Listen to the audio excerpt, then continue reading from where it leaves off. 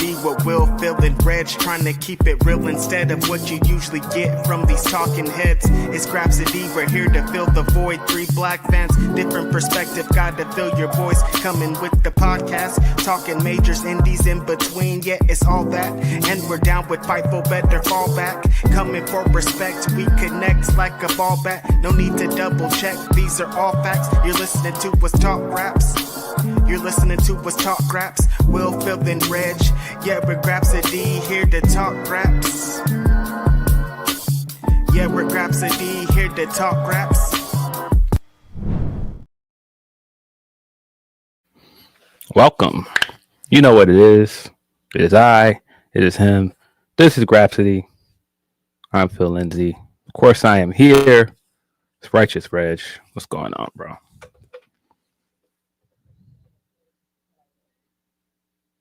Oh, the theme songs finally start playing in my ear. It's your favorite rapper, your favorite writer, your favorite podcaster, media man, Righteous Reg, your boy. It's him. It's them. It's Saturday morning. Philip Lindsey, what's up, my friend? I was confused at first because it looked like you were talking, but I couldn't hear anything. I was like, what's going on? I'm here. Yeah. It's usual weather here. We got our first snow of the year a few days ago, but it's almost 70 degrees outside today. So snow again. Don't know nothing about snow. I never will. Anytime it happens, it's a shock to me. I can't believe it's a regular life for most people like you in Chicago and other parts of the country. So shout out to all of y'all. It's been rainy out here in Oakland, California. Haven't been mad at it. We never get rain over here, so it felt good to feel them raindrops on my head, as they say. Shout out to everybody out there dealing with wild weather. There's a lot of snow in a lot of places, a lot of crazy wind, a lot of stuff going on. So be safe out there. Yeah. Everybody be safe. Salute to the guys. Outcasts still riding high. I was seeing those guys get their flowers inducted into the Rock and Roll Hall of Fame. Congratulations to them. It's good to see them. It's good to see like our legends like still present and like healthy and like in a good space. Big Y at one point was a wild guy, and like seeing him as like this family guy and being a grandfather now, it's like it's crazy. These guys all have like kids that are in college and like playing football and stuff. It's pretty wild to see. My guy Big Boy needs to chill on the AI stuff. I want to start out by saying that because he's going crazy with the AI on his social medias. But yeah, shout out to the Homeboys and Outcasts. Maybe the greatest duo, probably my favorite duo of all time. Like if I probably have one of their albums in like my top 5 hip hop albums of all time. Like these guys are generational. They defined an era. Like they are something else. And you could see with the performances they picked, and those are the people they inspired, and they're going to continue to inspire people. Wish we could have saw Andre rap, but you know, we can't get out with everything we want, Phil. Can't have it all, man. Can't have it all. Unfortunate, but I feel him. I got you.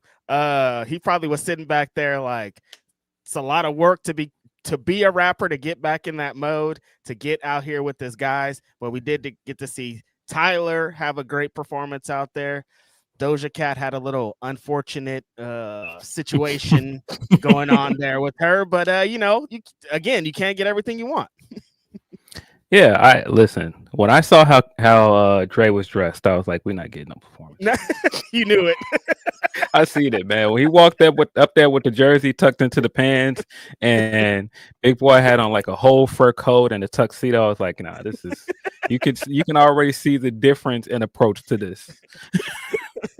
I don't know why tuxedo or jersey tucked into pants made me think of Cam Newton. Have you been seeing this Cam Newton and Gilly feud war thing that's going on for a long time? It feels.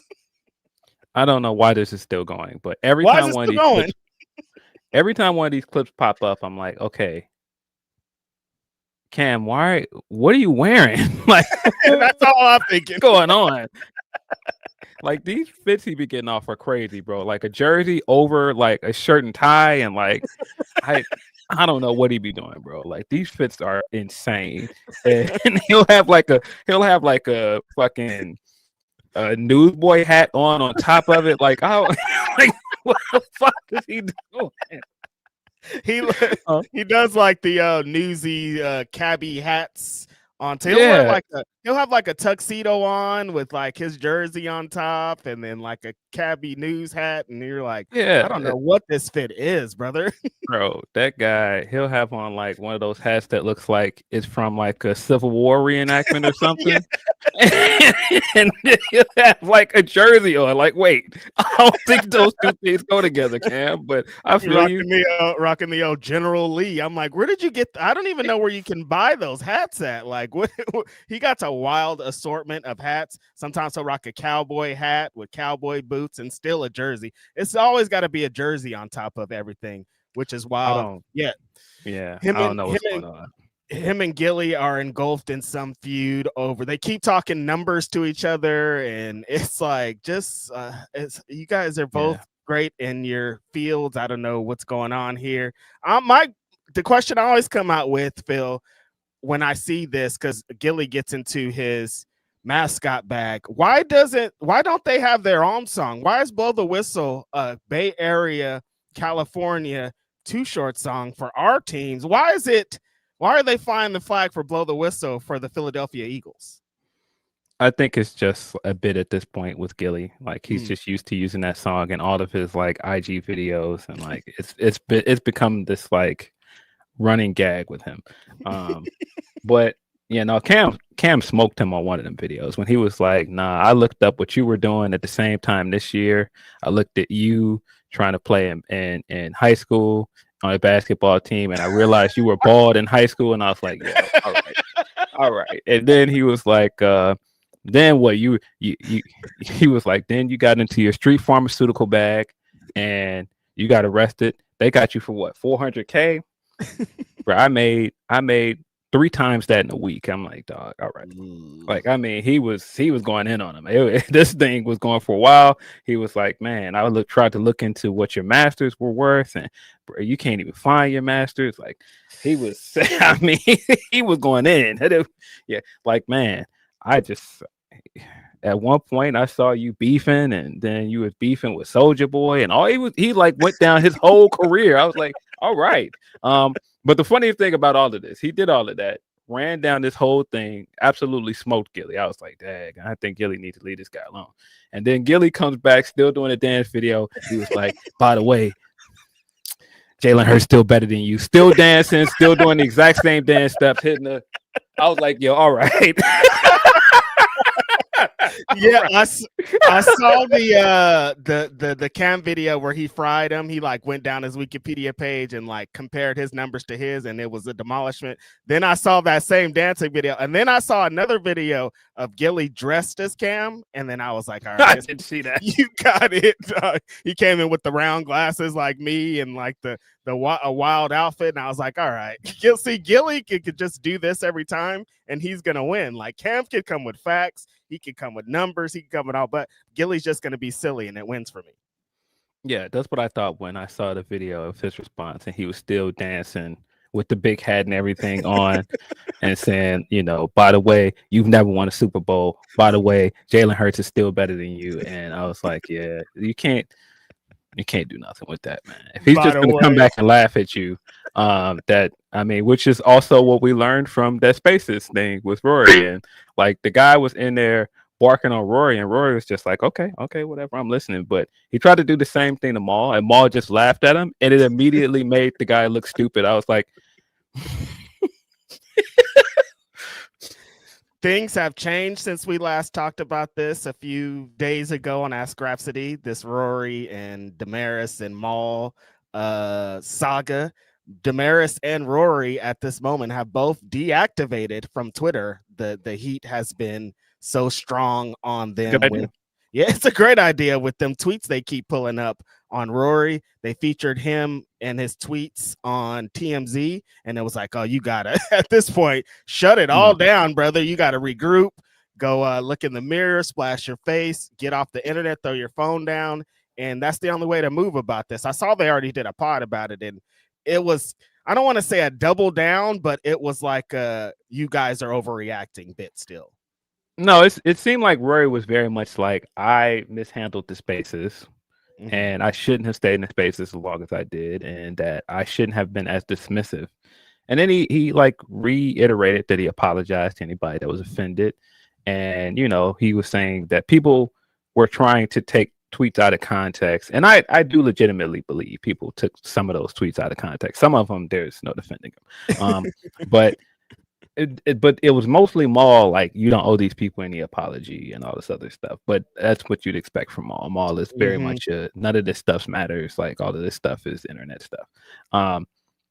But I get deactivating because at this point the truth doesn't matter. Nope. And you know when it gets into that bag of, you know, now it's secondhand information. People are not paying attention to how any of this started. People are not going back and looking at like any of the context, because some people don't remember. And this was kind of his point when he said that some of this is fake tweets, which people misinterpreted, because he was saying, you know, at one point on Twitter, you had to like physically type in retweet. There wasn't a retweet button the way it used to be, the way it is now.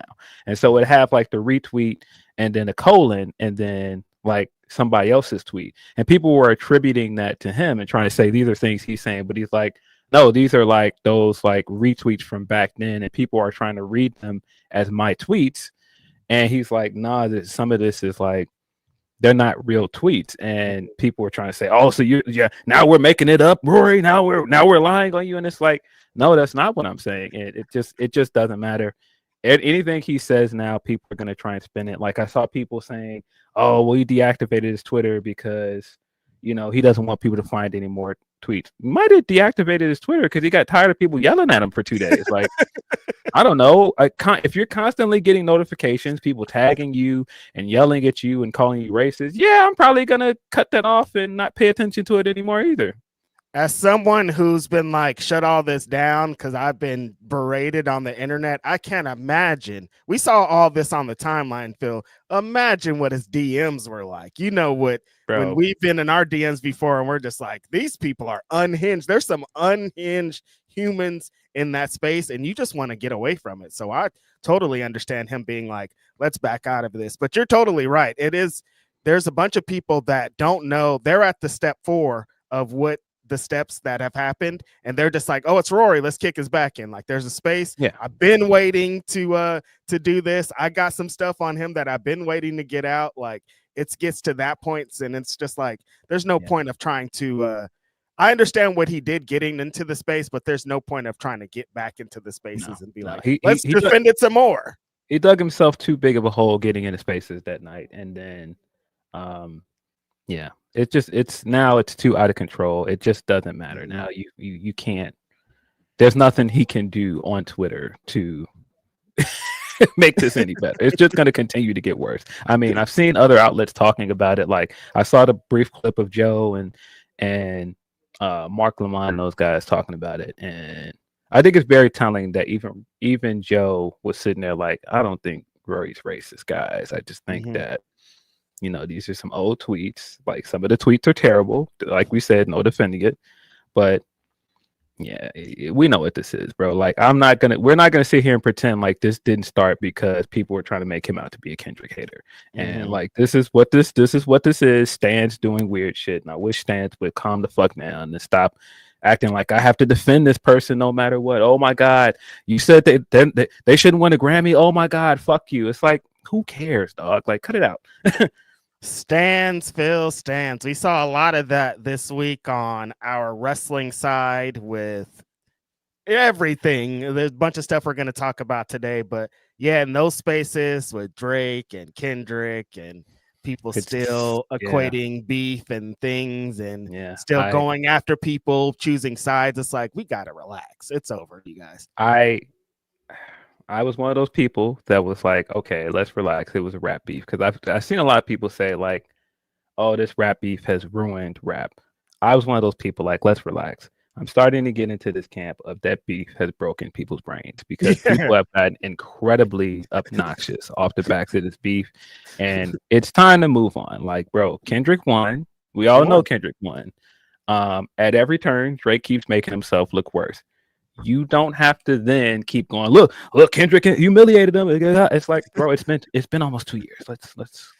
Let's shut up, dog. Like it's time. It's time to shut up. It's done. Let's shut up. We got it. It's history. It's written inside the books. Like you said, Drake keeps embarrassing himself at every step of the way. He got some new lawsuits on the horizon this week. Like, brother is down bad. Like, he probably wants you guys to stop bringing his name up too. He's like, let me live over here, because every time y'all bring me up, something new and bad happens. But yeah, it's broken people's brains. It's changed perceptions on what people think, how people think hip hop should move, and how people think hip hop media should move, and all this other stuff. And I think we're doomed, Phil. That's pretty much it. I don't. Yeah. That's it. I think it was I think it was regular on this show. That's on Twitter as Subjective Lens. He retweeted that Van Lathan clip of him saying, like, one day we're gonna look around and civilization's gonna be dead. There's gonna be nothing. We had good things at one point, like, you could just get on an app and people would bring you food any time of the day. You could go and people would dance for your entertainment if you tip them. All of these great things were happening in the world. And we're going to look around and there's going to be nothing. It's going to be this big, desolate, dystopian future. And somebody's going to be like, well, what happened? What caused all of this? What ruined the world? And he was like, dick riding. You don't have to dick ride, bro. Dick riding has ruined so many things. God damn it, he's right. Because, I mean, that is at the crux of a lot of the stand stuff. It's like, dog, calm down, y'all. It's all right. I mean, you could take it all the way up to the top, Phil. Like, the reason that we have our president is because of dick riding, because of a bunch of dick riders, brother. A whole bunch of them. Still, they can't stop. Like, the new bad, horrible, the worst information you ever heard on this guy comes out, and they're like, "That's our guy, though." Like, who cares? Look, man, we were calling for them files for a long time when we thought it was just gonna get some Democrats out of here. Oh, he's in there? That's a hoax. Wow, we don't want to see the Epstein files. There are no Epstein files. What Epstein files? Like that fucking, oh my God, Stephen A. Smith. Did you see that clip of him being like, the Democrats didn't put it out when Biden was in office, and they couldn't. There was no possible way. Stephen A. Smith's change into this Republican grifter or whatever he's trying to get into politics or whatever he's doing, horrible. I hate it. It's awful. I just can't take him serious at this point. I can't stand it. I can't. Well, I already wasn't a fan anyway.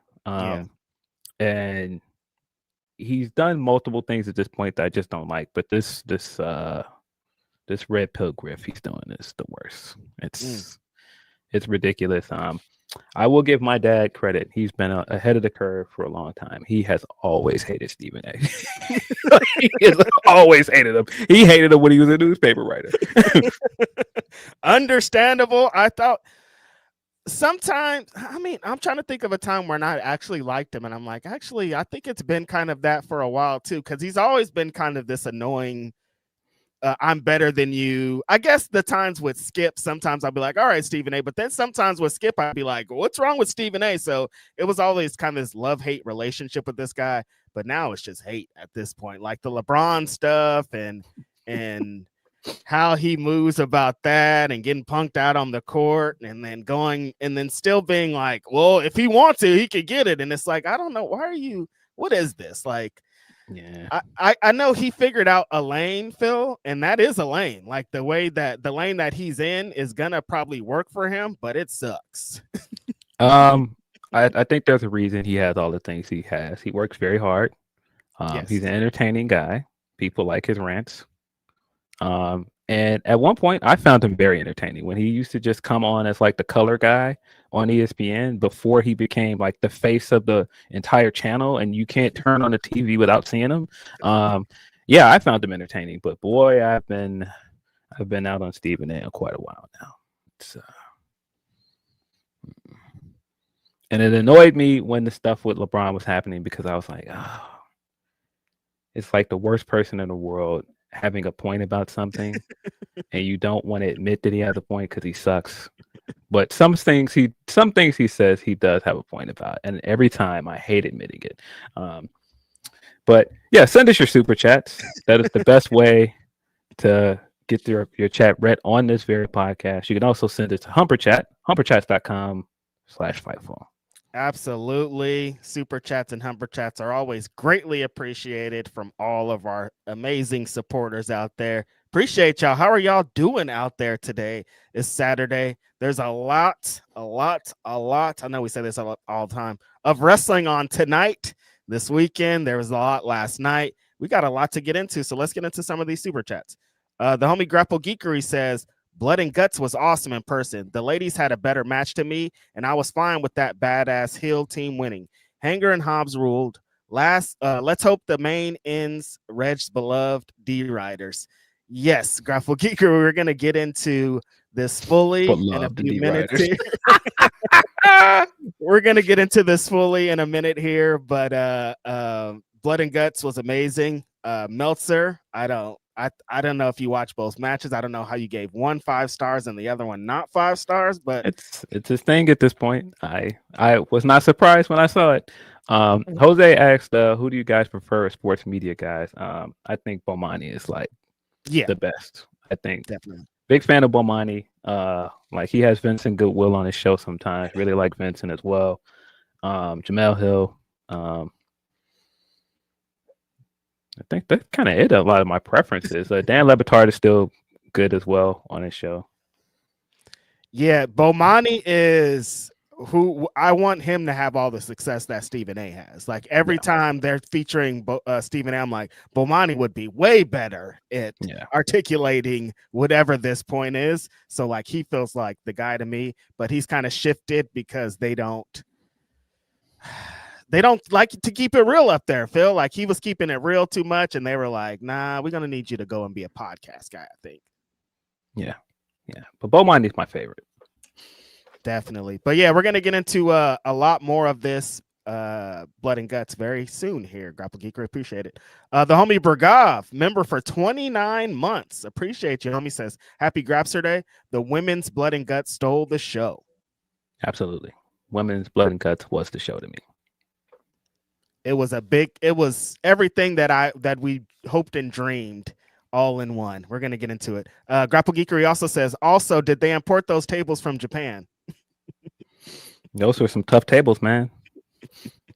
I think it just was the positioning of the tables because a lot of them were too upright. You got to put a little lean on them to get the full effect of them. And I just think they were trying to maybe make space because there's so many guys in the ring or so many people in the ring. And that's kind of how it ended up. Yeah. Appreciate that. The homie Coffee Black says, shout out to the homies. Legend has it, Sky Blue is still in the Blood and Guts cage screaming and bleeding everywhere. For real, though, shout out to her. She killed it. Yeah, man. Shout out to Chicago's own Sky Blue. She was great. Yeah, Sky Blue. We knew from the previous kind of hardcore experiences we've seen from her that she likes to do some wild shit, but she was right at home in this. Like immediately, first one in the match, and just bled from like minute 3 or something, and bled for like 45 straight minutes, and had the best time the whole time.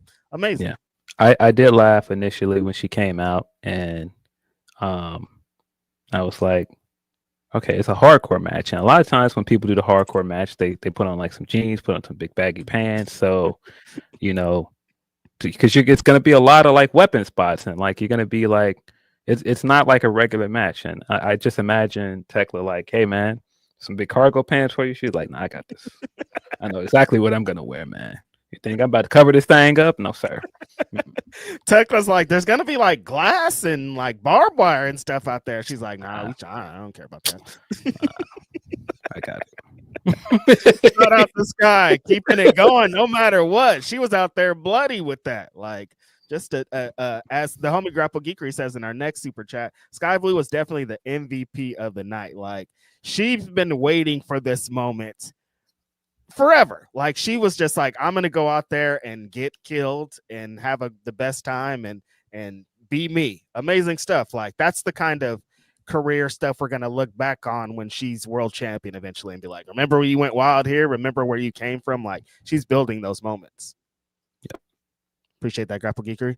The homie Deontay Soigné with the very generous super chat. Thank you, Deontay. Appreciate you with that. I've been offline for a week other than talking about blood and guts and TNA. It's been freeing and relaxing. Gym, wrestling, video games, and grass. Yes, that kind too. Hope you guys been doing good. And also, as well, all love. Deontay, appreciate you sending this generous super chat again. Glad that you've been offline. Same here. If you just disconnect, man. Cool. It just makes life so much easier. You just think about something else, watch a little movie, get your brain off of the craziness of the internet because it's wild out there. Glad you've been keeping your mind and body right. One day I'll get to the gym, I think. Maybe. Yeah. Disconnect. Get you some water. It's all right. Some air. Some water. Get some air. Yeah, on Ask Grapsody, Phil and I talked about being old, and I asked him the last time that he ran, and I've been thinking about that since we talked about it. I'm like, running is crazy because I was in San Francisco yesterday, and a lot of people be running in San Francisco for some reason. I don't know. It's just the vibes or something. Like, not afraid like everybody's trying to, like the media would tell you. They're just like running to catch a bus or running to a show or something, and I'm just like, what is that life? Appreciate you, Deontay. The homie Grapple Geekery says Reg is pro D riding, as I understand it. Come on, man. Leave me alone. I'm just a big fan of the Death Riders. I mean, you saw what they did in this match this week. Like, and then Moxley as a babyface heel very soon, Phil. I think it's gonna change lives. Yeah. Appreciate that, Grapple Geekery. Art Curtis says, if those Trump's rumors are true, I see where Tiana got her last name from. Yo. That's a crazy crazy super chat, bro. I don't know if you guys have heard the rumors, but there's a wild rumor. That is a wild super chat, bro. Coming out of that stuff and Trump and former president of ours, Bill Clinton. You read into that how you want. So our Curtis coming in with some heat this morning. Yeah. Yeah, your guy last night, man. I meant to say that to end it, to open the show. Steph Curry, man, that guy is a lot of people that are trying to say either he's not the legend that he is and he shouldn't be in like talks of like one of the greatest ever. Yeah, a lot of that is aged very, very poorly. All of this talks about him being washed, aged very, very poorly. Phil, 3 nights ago, he had a bad game. It was like 3 or 4 nights ago. And there were people on the timeline being like, that people that I like being like, is it time to have a conversation? Might be that time. Like people that are well known and in the industry and know basketball were saying this. And I was just like, huh? And then 2 nights in a row, almost 50 points, just like with ease too. And I'm like, oh, he saw them tweets, I think. Bro, we've seen him do it more than once now. It looks crazy every time he does it because Wembanyama is like 7 feet tall and it looks like trying to shoot over a skyscraper. And every time he does it, it looks impressive. He hit that shot over him last night effortlessly. And I was like, that. All right. Guys, just once in a lifetime player, man. Generational, as you would say, Phil. Every time you say that word, though, people be on your ass. Generational talent, Steph Curry. Still doing it. Like that's the best part because I was laughing at them saying that he's washed. I'm like, but tomorrow he can score 50 points, and then tomorrow he almost scored 50 points. It's like you're gonna get this until it's over. I think like he's gonna not stop shooting like this. Like, what are you guys even talking about? Yeah. Dumped Under Armour as well. That was the big news, which sounds crazy. As long as he's been with Under Armour and like a lot of stuff going around his Under Armour deal. Remember those shoes came out and people were like they look like dad shoes, and he was riding heavy for Under Armour. Yesterday I seen him lace up some Kobe's. Man, he put on some Nikes and went out there and played, and I was like, this looks weird. he's been so synonymous with Under Armour for so long, like you're saying. Like hearing that news is like, what? I thought he had a lifetime contract at this point with how long it's been going on. But yeah, laced up some Nikes, Steph some Nikes. A Steph Nike shoe is gonna, if that's a thing, is gonna change lives. Yeah, he like rode the backs off of that dad shoe for a while. People were like going hard on him, but it's like he's a dad though. Like it kind of felt fitting because it's like that's kind of a Steph Curry thing, but he deserves to have some fly, some dope. So hopefully that happens. Yeah, I think he's like, look, I'm a free agent now. Let me shine through. Let me get a big shoe deal real quick before it's all over. I'm pretty sure his brand is still going as well. Like just the Steph Curry brand is still going. He's just a free agent. Right. Give that guy something. AEW Women's Division blog says better alter ego name, Sky Red or Sky Blood.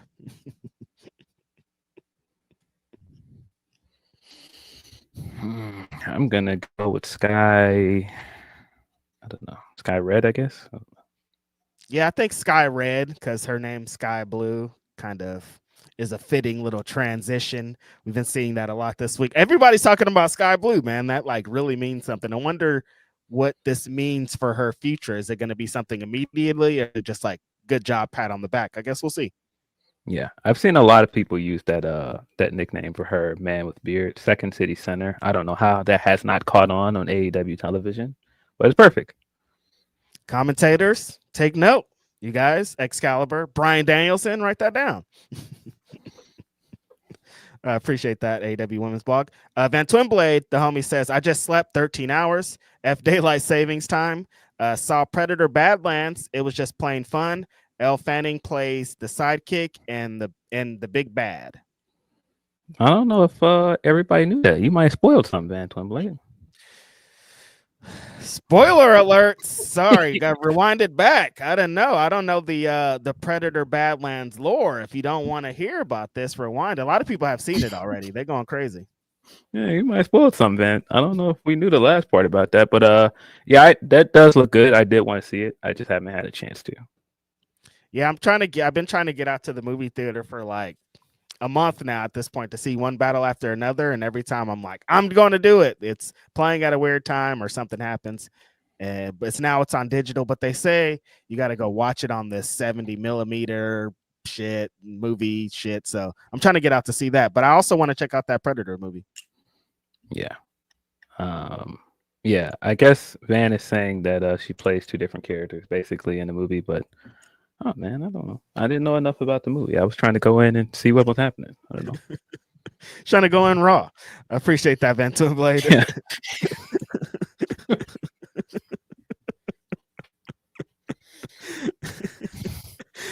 Yeah. The homie Issa Davis says, shout out to Denise for an amazing interview with Priscilla Kelly, Gigi Dolan. Kelly said she wants to come to AEW. Thoughts? And when does LA Knight quit and leave for AEW? Laughing emoji. Yeah, shout out to Denise with that interview. She was getting some good traction. The aggregators are all over her little Priscilla Kelly interview because Priscilla Kelly gave up some nice little tidbits and information about her time over in WWE, and kind of contract things were the biggest kind of news story coming out of that. Not surprising, Phil, that they're playing like part-time at a grocery store, pay for wrestlers to dedicate their whole lives and move to Florida and travel and do all these things. You know what I mean? I mean, other wrestlers have told you this. I don't know how many wrestlers have to tell the fans this before they actually believe it, but I don't know. Why don't they believe it? Yeah, I just will never understand this world we're in, where a lot of people defend the company and like the workers are just like, we're mad at the workers for asking for more. It's every time. But yeah, shout out to Denise. I haven't seen the entirety of the interview, but I did see the clip where she was talking about how much they make in NXT, because that has been like the thing that's been aggregated and clipped the most. LA Knight's not going nowhere, guys. I just don't see it. He ain't going nowhere. LA Knight is where he wants to be. There are some people that we talk all the time on this pod that they work their whole lives to get to the WWE and to have the big WrestleMania moments and all that. That's LA Knight. Like, have you heard LA Knight talk? Do you see where his life is influenced by things that happen in this company? And I think he's doing just fine. Anytime people are like, we need more for LA Knight, blah, blah, blah, I think he's in the back like, I'm chilling, you guys. Like, I don't really. I mean, I'm sure he would want to be WWE champion and all this, but like, you know, sometimes it just doesn't shake out that way. And that's kind of how it is. Priscilla Kelly, I'd be interested in seeing her in AEW. I like some of the stuff that she's done. Before she was NXT superstar, she did some hardcore crazy shit out on the indies. So if she gets back to that, I'm into it. Yeah, she wrestled for AEW a few times before she signed with WWE. She was on Dark a few times. I think she was on like the initial Jericho Cruise episode. I think she wrestled Britt on that show. Funny enough. So I thought at one point that she would sign with AEW because she was showing up enough. I would like it. I think she's done hardcore stuff. I think she would fit in with this women's division. I think there are a few women like that would fit in. I'm not of this crowd that's like anybody that went to WWE. I don't want them over here. It's like, okay, guys, like you don't have to turn this into, well, if you went over here, just try to go back over there. Never come over here. Like, what?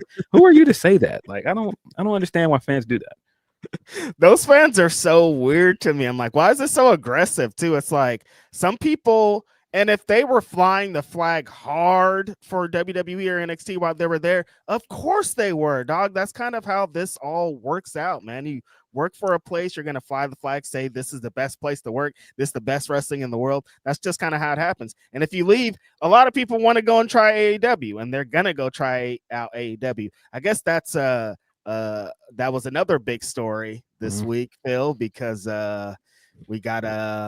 we keep getting news. It doesn't stop out of this Miranda Alizé and Nixon Newell tag team on Collision story that happened last week. And it hasn't gotten better for them, a week later. Yeah, tag team back again. We're back again with the same story.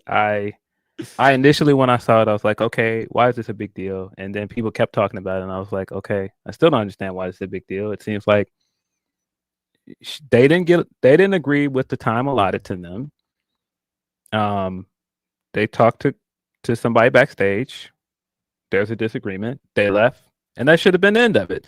Then it turned into like this whole big internet thing because Miranda had tweeted some stuff, and then like the both of them were retweeting people asking like, where are they and why are they not on the show?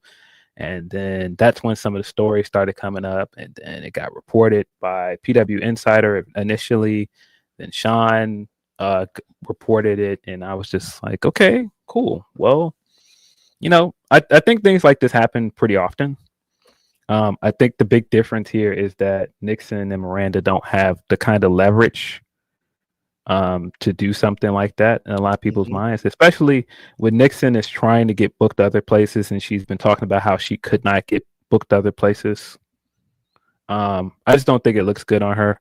But people turn to get into this is what you should do, and if you want to work in this business, just take the 3-minute match. And this is coming from people that don't work in a business. It's like I understand like wrestlers that work for AEW feeling that way, but there was a lot of commentary from people online that are like not workers, not in that locker room. I don't understand why they were so offended by like, how dare she not want to take 3 minutes? Maybe she felt like she didn't want to do it. I mean, I don't know. I can't say that she's wrong because I'm not in her shoes. I think if from what she said on the Twitch, where she was saying they had done a segment backstage, and they thought because they had a backstage segment that was going to lead to more. I can understand that, and I can understand them feeling like, okay, well, we feel shortchanged by 3 minutes. Yeah, maybe they could have just taken it and it will have led to other things, but there's no guaranteeing of that. I can see both sides of it because, like, I can totally understand that of like your expectations were we did this backstage segment. We thought we were going to come and get some shine. That was going to help us lead to something else. But then it's like what I always say. pro wrestling don't owe you shit. Like people that have been in the business for 50 years that think they deserve something will not get it. So anytime you're like, I'm entitled to this, you're probably not going to be. The wrestling business doesn't give a shit about entitlement. It'll fix it. And very instantly, karma will come and be like, this is what it is. And I kind of feel like that's what it is.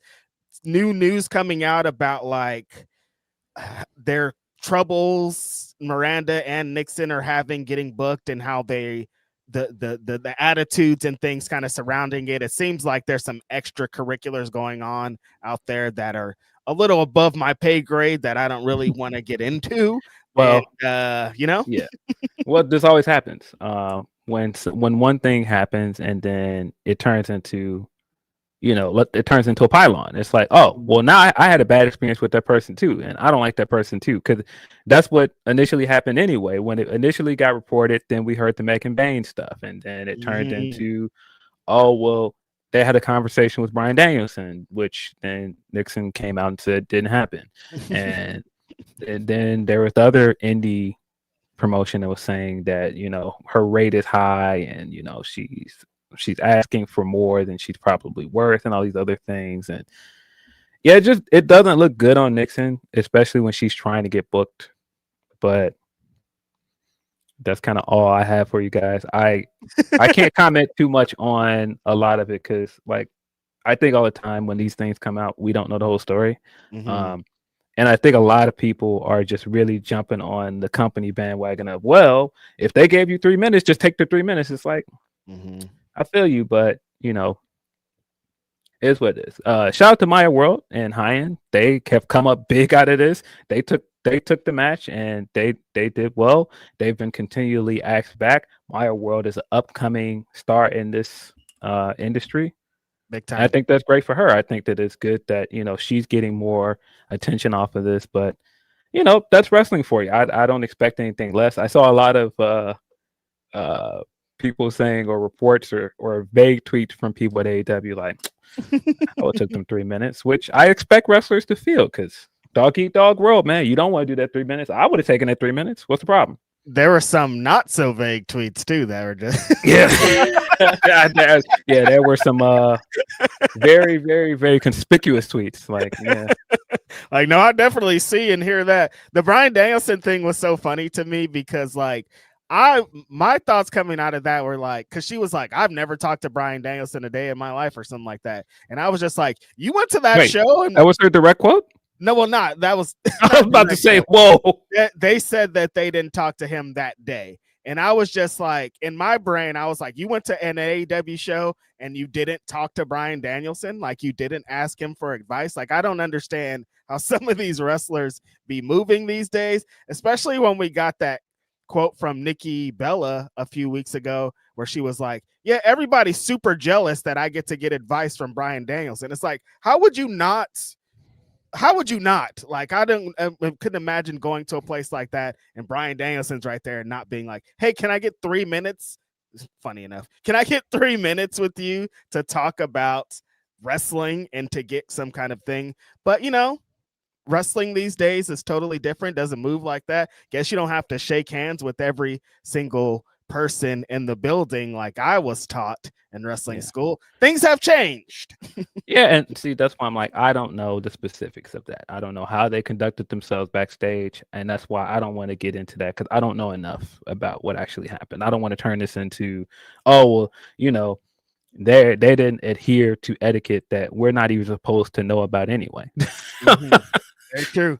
Very true. This is why all these armchair bookers are doing their things. Just a messy situation that could have been avoided and should have been avoided. Maybe this will be a lesson for wrestlers coming out of this, of like, maybe just keep quiet. You don't have to chime in. That is that being first thing, Phil, man. Everybody got to be first, because that's what it's all about. Like, if I get the story out first, then I come out better in the end. And it's like, that's not necessarily true.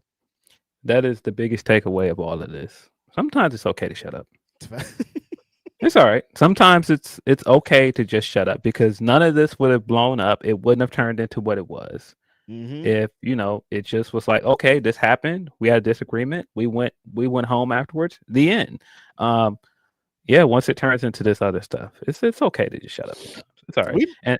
We might not even have known about this, you know? No, we would. I don't think we would have known if Miranda hadn't initially tweeted and some other things, like, because I didn't even know what people were talking about initially. But funny enough, ironically, the quote that I use all the time, "Shutting up is underrated." I heard that from Rory. Rory, the first person I heard say that.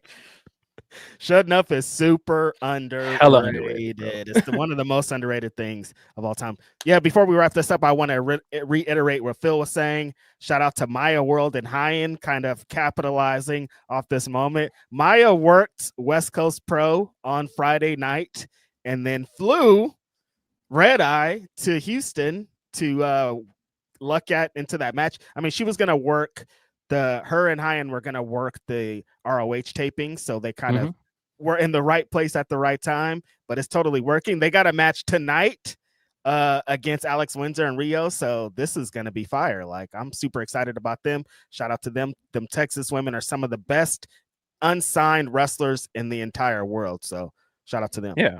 Hyen, somebody I'm surprised nobody had signed up to this point, because Hyen was in a mix with that crowd of women that were coming out of reality wrestling with AQA and Kylie Ray. And, you know, they both got signed. And so I was surprised that nobody picked up Hyen at this point. Yeah, I saw Hyen in the Queen of Indies. Well, I think it was last year. Time is so crazy. And then she was like way past needing to be signed. A year later, it's like, what? Do people watch wrestling? Has anybody ever seen her? She's so like TV ready and TV made, like with their gimmick, how she works. Like, I don't understand what's going on, but it seems like things might be changing with what's happening. So that goes a long way. Some man's trash is another man's treasure. Like, they turned a bad situation for one team into a good situation for another. So shout out to that. Yeah. Which reminds me, I don't know if you saw that Kevin Gates video where people were jumping on him for dating this young girl, and he was like, "Nah, don't nobody want to watch them." I was like, "All right, wrap this up, dog. You're doing a lot." And like, the longer the video went on, the worse and worse he sounded. I was like, "Kevin, cut these cameras off. Cut everything off. It's okay. Cut it. Shut it down.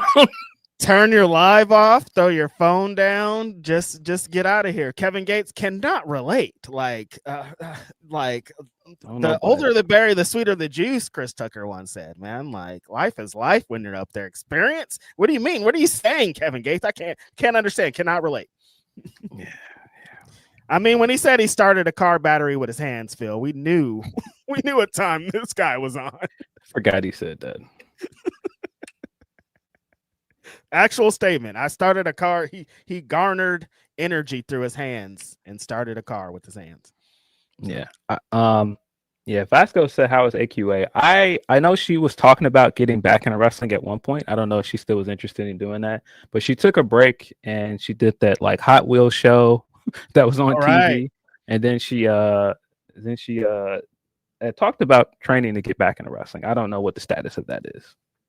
Hopefully she is, because she was badass, man. Every time I see that shooting star press off the steel cage, it's like, yo, this is not a normal thing that's going on here. So hopefully she's good. Hopefully she's in the right mental space. Hopefully her body's good. Like, shout out to AQA.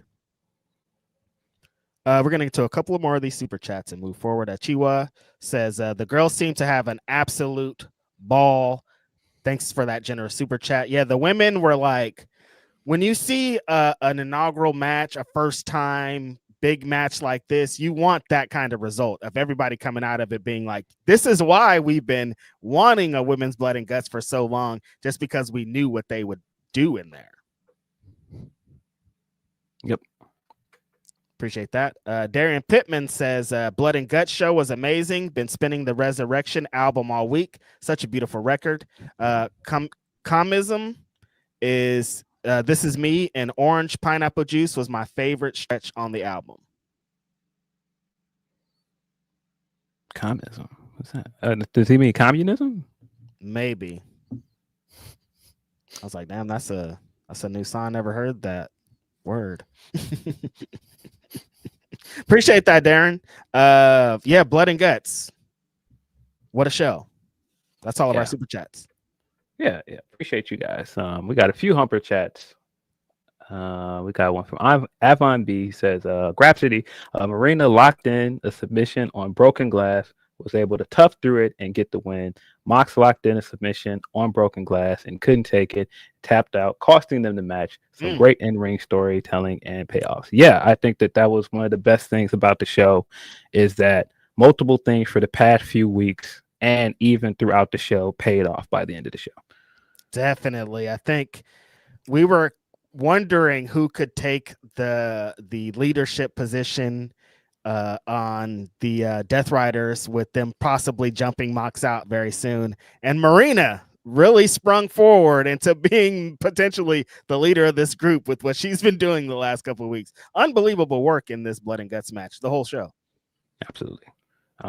Daniel Barber, Common absolutely does not get his flowers enough. I just kind of glossed over the fact that he was talking about the Resurrection album. Resurrection is a great album, but yeah, Common does not get his flowers enough. Not nearly enough.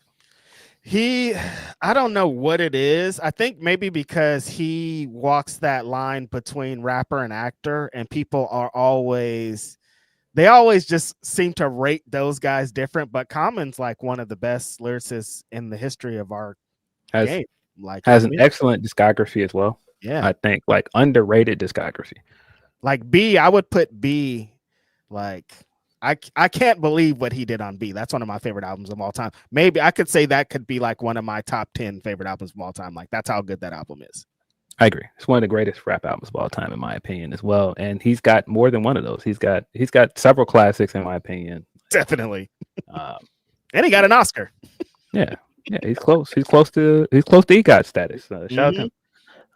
From Tony P, he says, so Petty of the Week goes to Dave for taxing the women on Blood and Guts, LOL. But for real, he's not Petty of the Week, and I wasn't shocked. Meltzer has been open about how he prefers Joshi's over North American women's wrestling.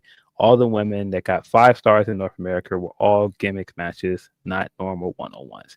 Yeah, Dave's interesting with some of his takes on women's wrestling. Definitely not my go-to when it comes to that at all. Like, what Dave's gonna rate. Like Phil was saying, he wasn't surprised because this is how Dave was moving. I saw a lot of Dave's never beating the allegations tweets after this came out, and it's like, yeah, that's American women wrestling is always gonna be rated on a different scale. It feels like that for whatever he gave it is a 5-star match to him, in his brain. Like, you got to be like exceptional and really change the game to do that. Yeah. Tony P continues. He says, Dave is a historian with a lot of knowledge. Yeah, his list helps wrestlers and is a good reference, but don't let his opinions cloud your enjoyment for a match. Even though it should have been 5 stars, Blood and Gut match will go down as something special without 5 stars.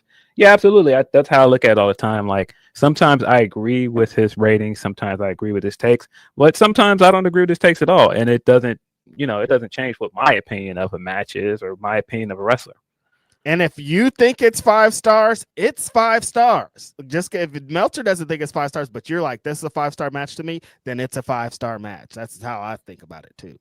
Like, it's not about anybody else's rating, it's about your rating. Yeah.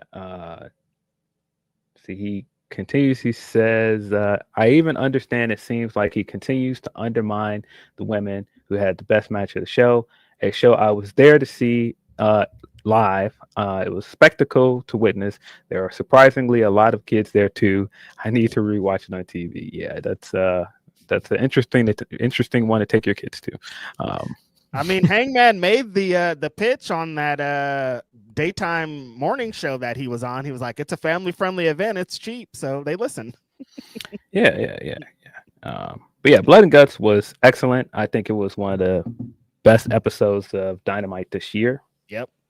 I think for some of the hype that came into the women's match and a lot of criticism of the build for the last 2 weeks, it really delivered. I think it was going to be a divisive decision to put it on first.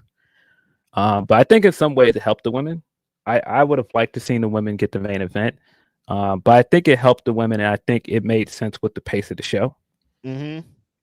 That's kind of how I feel too. I feel like they got it, I think they would have got cut or something. Something would have happened if they were in the main event, like getting to be the first match and kind of flesh everything out, take your time on it. And I think that's why I like the match so much, because like it was time. They got to build on spots, they got to build on a bunch of things, and nothing seemed rushed. Everybody was just kind of in their mode, in their moment. Well, I was talking about with Denise on the watch along is we were trying to figure out the MVP, and it feels like a lot of people think that it's Sky Blue, and rightfully so. But there were so many women in this match that were just on fire, that came from the minute they got out there and were doing some crazy stuff. Sky Blue had a crazy showing in this. Megan Bain had a wonderful showing in this. She was trying to kill people in there. Jamie Hayter, she almost killed Jamie Hayter in a lot of this match. But yeah, I kind of agree with what you're saying about it being first to be fleshed out. Would have been cool to be the main event, but you know, what's a main event? Yeah, and you know, I think at this point with the women in AEW, people are just so I don't want to say desperate, but people are are anticipating the women getting that spot, and they've been anticipating it for so long. And you know, people just want to see the women get their due, and I totally understand that. And that's why, you know, for me, I would have been happy if they got the main event. But I think with the way that the show was paced, it was fine as the opener.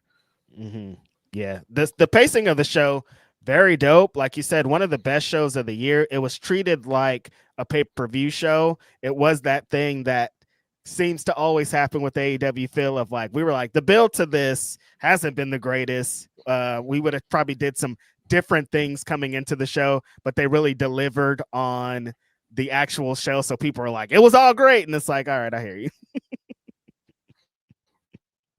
Yes. But yeah, I thought, like I said, the women's Blood and Guts match was very good. Opened with Sky Blue versus Willow.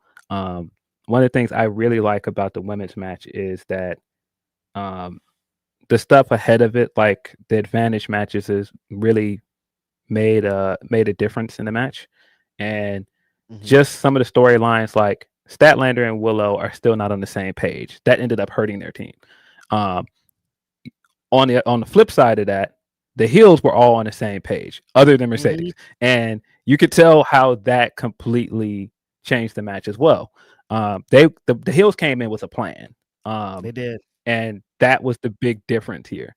But yeah, Sky came in, was taking her lumps against Willow. Willow was throwing her around. She started bleeding really early in the match, and the longer the match went on, I mean, she was just drenched in blood at one point. Crazy visual, and she was having the time of her life. She was having the time of her life. I was looking around like, that's a lot of blood, and she's just like, ah. Just living in it, just bathing in it. Yeah, like I said, from jump, she was like, I want to get hardcore. I want to do the craziest stuff. They started with some wild stuff like power bombs in the between the two rings. Like that's a painful spot without any plunder. And Willow, we've seen multiple times, really shines in these hardcore matches. Also, she locks into something different. And when it's hair up, square up time, like it got in one point, it's like, again, you see the magic behind Willow, and the crowd still feels like they have for a long time with Willow. Yeah, absolutely. But you know, to my point, the heels had the advantage. As soon as the next person came in, it was Sisters of Sin beating down on Willow until Harley Cameron came out. Harley Cameron came out to even the odds, and it was kind of even then. But then Big Tex came out. Tekla hit the ring, had a belt wrapped around her shoe, came in and started whipping people down. Then the energy changed again in the match. Jamie Hayter was next, right? Jamie Hayter was next in the ring, and Jamie Hayter shifted the energy again. But when Megan Bain touched that ring, everything changed. And I think I love that about the way that Megan is booked in general, where you have to take her seriously. Every time she's in a match, she is like the biggest threat in the match. And so the second she entered the cage, she became the biggest threat to everybody. And I mean, she was obliterating everybody the second she touched the ring. Yeah, she has a presence, Phil. There's a couple of things, Yes. and you can't teach that. Like, she has a bunch of you can't teach that things that she got into the ring and she stood out. And there's some superstar. I got you with that one. And there's some superstars in the ring with her, and she's standing out big. She just looks like a superstar. She looks like a killer, and then she starts killing people, and you're like, oh shit, this is wild. Like I said, she took Jamie Hayter to her limit in a bunch of spots. That chair shot with Jamie Hayter with the trash can lid over her was I screamed. I yelled. It's crazy. But yeah, this disgusting. She's undeniable, Phil. And like something's gonna have to happen. Like, I was on the maybe her and Marina aren't gonna win the championships, but after this cage match, I'm like, they might win, man. I don't know. Like, that was kind of a crazy showing from them in this match, but she really stood out amongst looking like the future of this business. Yeah, she looked great. I chuckled when you said that because I immediately thought of Penelope Ford running around in a circle and then stopping in front of her and going, "My name is Penelope Ford, and I'm a certified G and a bona fide thug, and you can't teach that. And this is Megan Bain, and she's this tall, and you can't teach that." And she's this tall. Oh. Yes, exactly. That's what it feels like, and that's what it felt like. No, I totally agree that once Megan Bain came in there, she felt like a big star in there. I mean, her presence is just different from everybody else in there. And I agree. At one point, you gotta strap her up, man. I don't know if I believe it's gonna be the tag titles. I do think it might be a little foreshadowing that she did use the TBS title as the weapon at the end. I could very much see her being the next TBS champion. I wouldn't be mad at all if she was the one to beat Mercedes. Phil, when she started whipping people with that TNT TBS belt, I was like, I've never seen anybody. I've seen people whip with the championship before, but not like she was doing it. She was using it like you're in trouble and your mom got the belt, and I'm like, this looks like it hurts. Yeah. But she was fantastic, like you said, when when Statlander was coming in and she turned around and just hurled that chair at Jamie Hayter.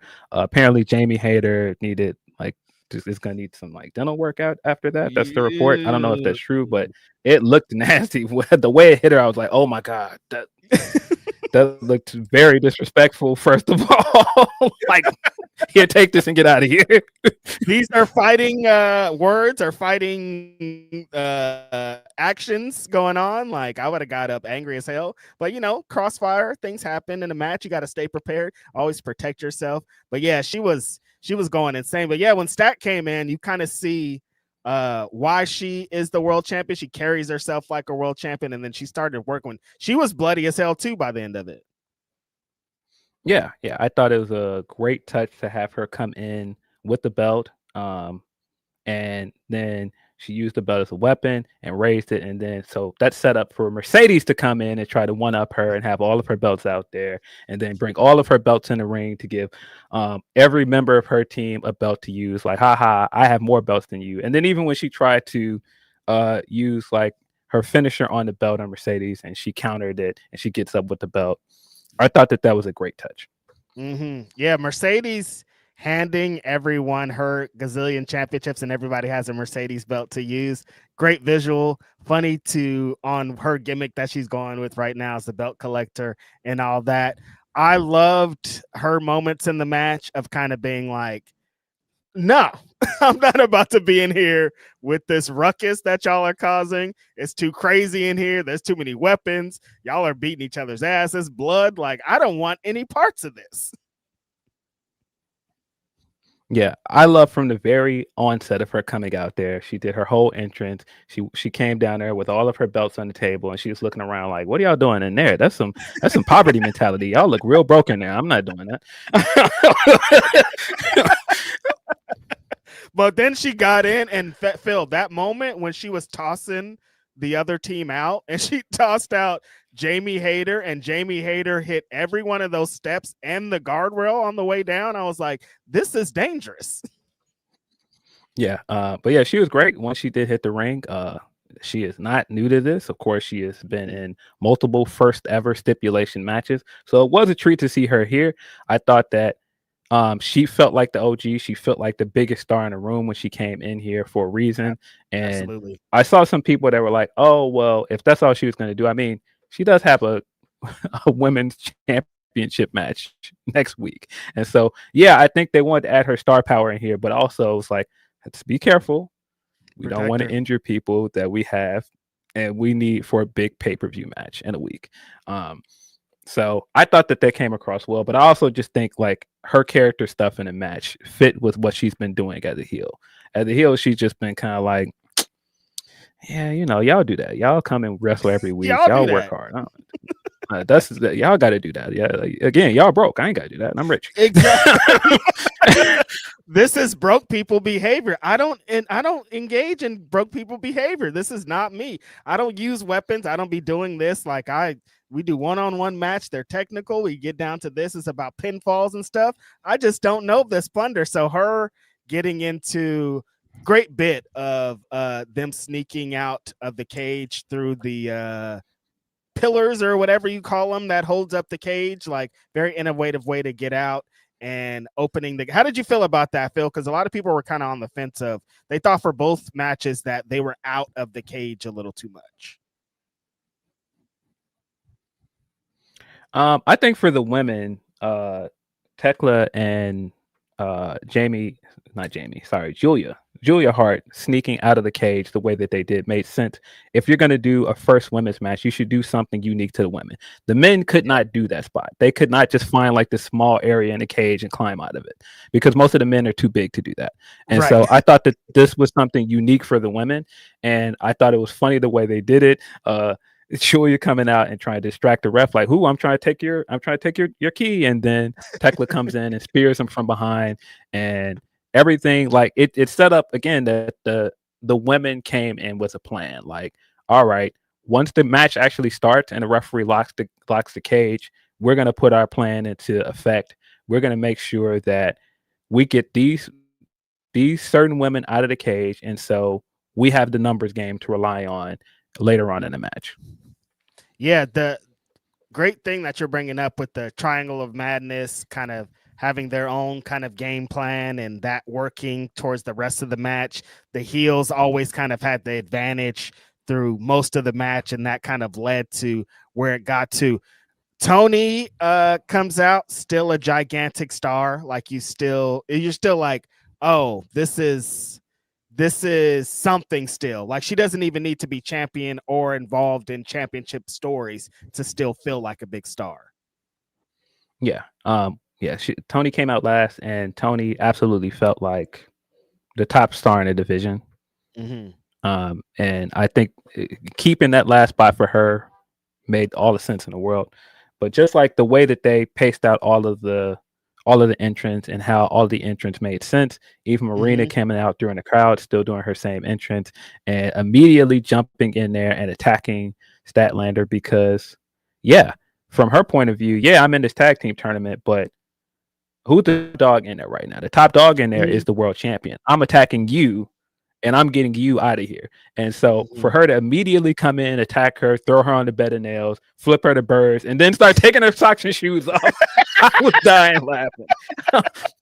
Like, this is a disrespectful entrance right there. Bringing out the bed of nails because she saw her dude, John Moxley, the guy that she's walked next to for over a year now, get taken out on one of those and being like, oh, I'm going to use one for myself and bring it to that kind of bring that violence to the women's match, taking out Stat immediately, like you said, but then getting in the ring and like being completely different than all the other women in the ring, and the way that she's being presented and the way that she works. She's in there bare feet when there's glass and barbed wire and all this crazy shit. Her putting the glass on the bottom of her foot because she has the athletic tape and it can attach to that, and she could kick people off of that. Like, really a star-making performance, and all the things that she's been building as a person in the Death Riders and how she's been moving really paid off in this match, Phil. Yeah, a complete lunatic. That was my thought. Every time she was doing things, I was like, this woman is a complete and utter lunatic.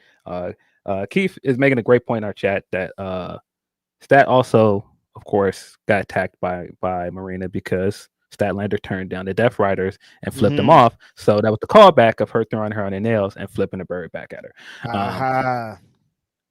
But yeah, her entrance into the match was great. Like, she started doing the big judo throws.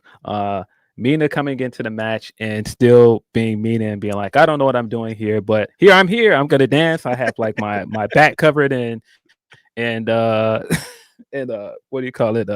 Barbed wire. This is cute. And then it got very violent. And it felt like it was not cute. more than she really came in for. But yeah, all of this stuff with her and Tony coming down with the purse and getting all of her pearls out of it. The callback, of course, to the Hollywood ending and her doing the taped up hands and the bucket of glass and the champagne bottles. I thought that was great. Her interactions with Marina, where Marina was trying to like get a hold of her, and she's like, "Look, I got this glass," like, and she was like doing these like little short jabs. Hilarious. Yeah, when she got to the glass bit and she's punching people and she's throwing it around and she's still doing her bits, but it fits in because there's violence attached to it. Like, you just can't. There's not a person like Tony. You just can't have a million of those. And they're very lucky that she's a part of this division. That spot with the mirror has been replaying in my brain all day, every day since it happened. Like, I know the science behind it, but just violence, just a crazy ass visual. Yeah, I screamed because even when she was setting up the mirror to do the hip attack on Marina, I was like, why is it face forward? You sure? I don't know. You sure? And so she, of course, gets hoisted by her own baton, gets this mirror slammed into her face when she's coming out of the corner. It looks incredibly violent. It looks incredibly painful. One of the nastiest looking spots in the entire match. I was like, oh my God, is she sure? Is she okay? Yeah, but once the match actually got started and the ref locked the cage, just absolute madness throughout this match. Several spots that I was like, this looks, you guys, just be safe, guys. Okay, please just be safe. But man, can I say enough about what this did for the women's division? All 12 of these women, I think, came across better coming out of this match. The real brilliant thing about this Blood and Guts, and it really the entire show, is that they managed to advance so many stories at the same time. Right. The ending, advancing the stuff with Tony and Mina and their partnership and getting people excited for the next round of the tag team tournament. I thought that was perfect.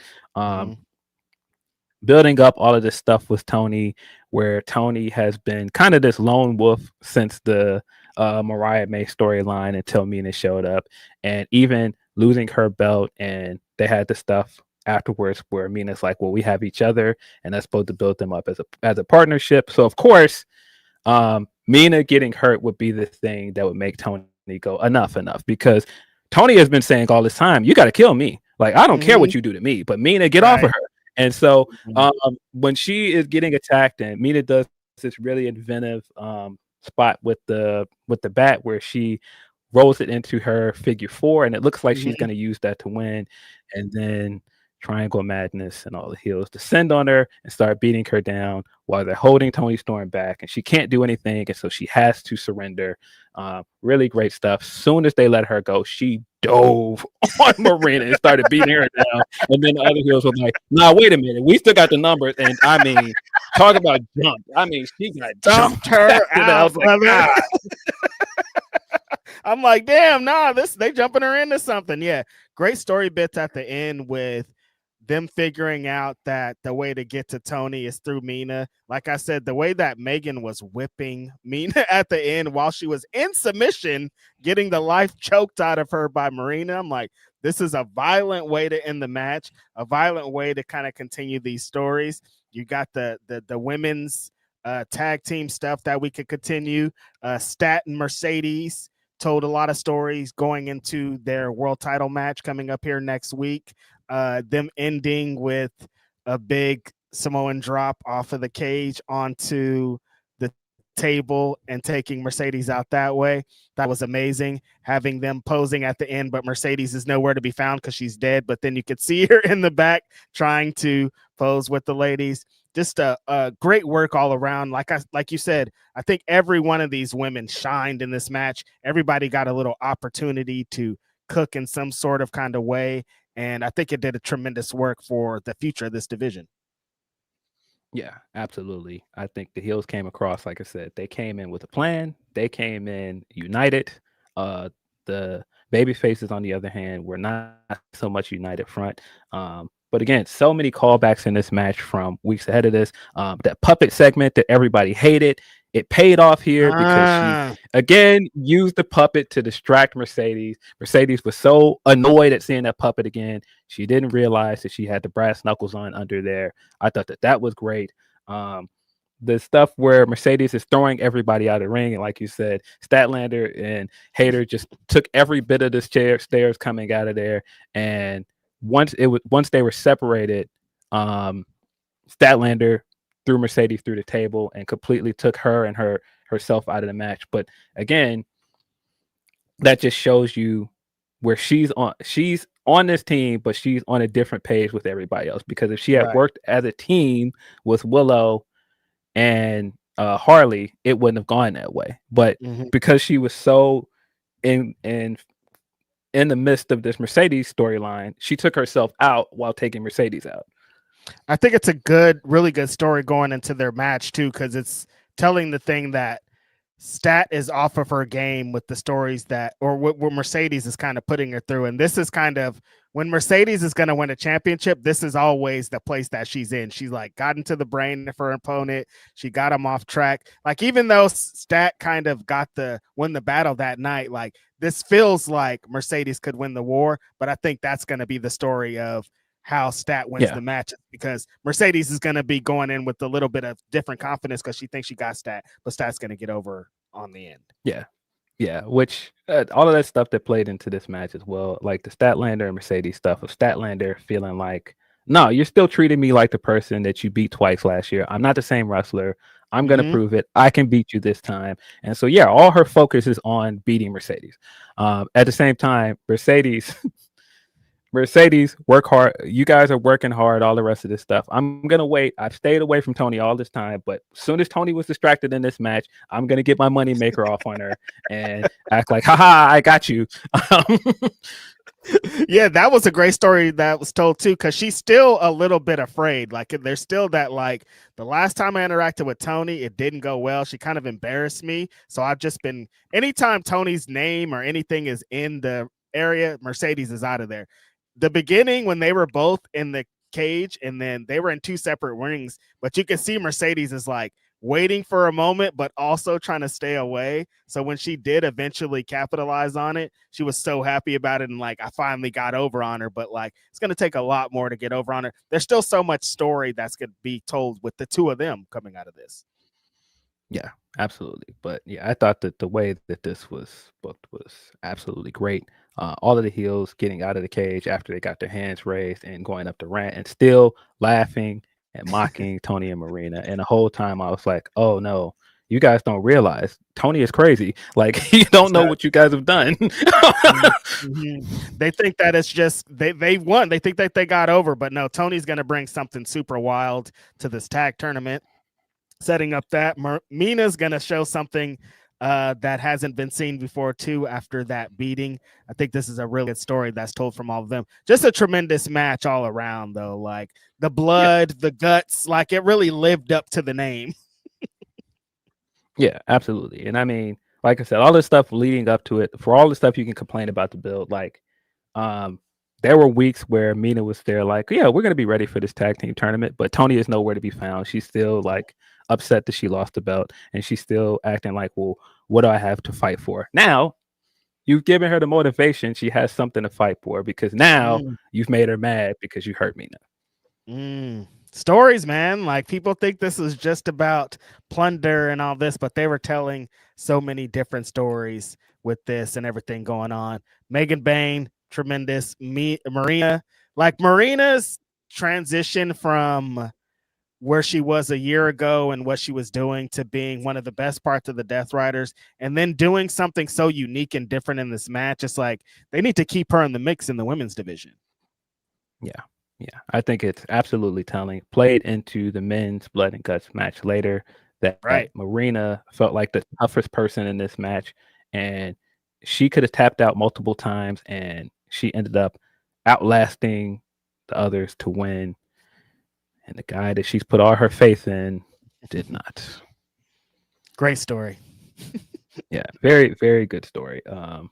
The Falls Count Everywhere match was really good as well. Star-making performance for Hobbs. I mean, it sounds crazy to say that because Hobbs has been with this company for so long, but that promo that he cut before that they put online was fantastic. And then he came into this match and he was incredible. Yeah, this was, like you said, a star-making performance, and we've seen multiple star-making performances from the big homie over the last couple of years. This was different, though. Like, the way that you could feel the energy, like you said, in that promo. After watching that promo, I was like, oh, no, he's moving different. Like, this is going to be something different. And then this match started, and it was like, oh, no, the energy that he's presenting in this match is different. He's fighting with a purpose. It feels like a sense of urgency from both wrestlers. Like, just, I can't believe this performance. And the way that everybody's been talking about it, everybody also saw it too. It was just, I was wondering, Phil, when they announced that this match was going to be a part of Blood and Guts, how do you differentiate this from them two Blood and Guts matches? We're having a Falls Count Anywhere match, but we're going to have two big plunder matches. How do you do something different in this? And they totally figured it out, just like brawling a lot, having the big homie be, he always is, but extra aggressive in this match. It's like every little club he did, every little slam he did, it was extra effort in it. It felt like he was really trying to hurt Hangman Adam Page, like the vibes he was giving up in that promo. Yeah, definitely. I mean, Hangman came in bandaged from the table spot the week before, and Hobbs was beating down on this guy for most of the beginning of this match until Hangman got the upper hand. I mean, I know that the big table spot that ended the match is going to be like one of the craziest spots of the night for an insane episode of Dynamite, but that other bump off of the announce table also looked really painful. I was like, whoa. I mean, the way he landed, it did not look good. I was like, I hope he's okay. Ouch. I'm still, I feel that pain. Like, they're both on the announce table. Hobbs is trying to power bomb Hangman Adam Page, and Hangman Adam Page back body drops him. You think he's going to land on the table, but he overshoots the table and lands like pelvis first onto the ground, and he like bounces up.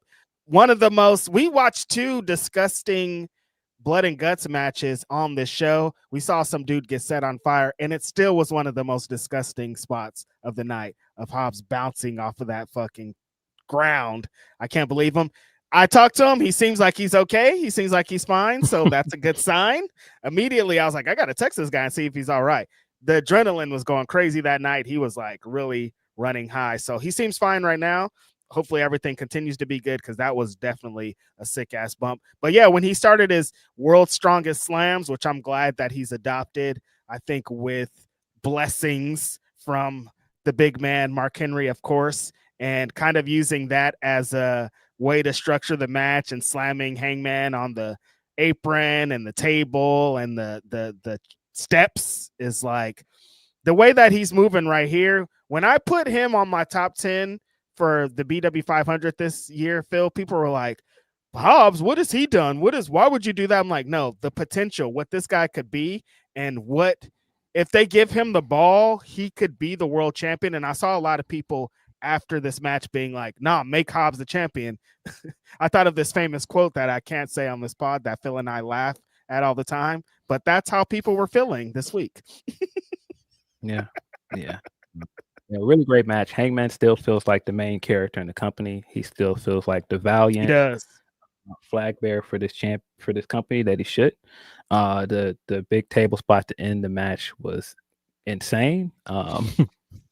Hangman gets a running start with his boot in hand, knocks Hobbs off the balcony through a table, like a big toolbox bounces up and slams on Hobbs. Also, the lights start flickering. There's like all this explosions and stuff behind him. I was like, all right, yo. Very reminiscent of 1999 Royal Rumble between Mankind and The Rock. Very reminiscent of that match with the flying off into the explosions, boxes popping up, all kind of crazy shit. Just I think a good way to it's like a monster. Like this is like how do you conquer a monster, Phil? I think that was a perfect kind of visual of how you like what are you gonna do to take this guy down? That's how you take that guy down. But yeah, the men's War Games match.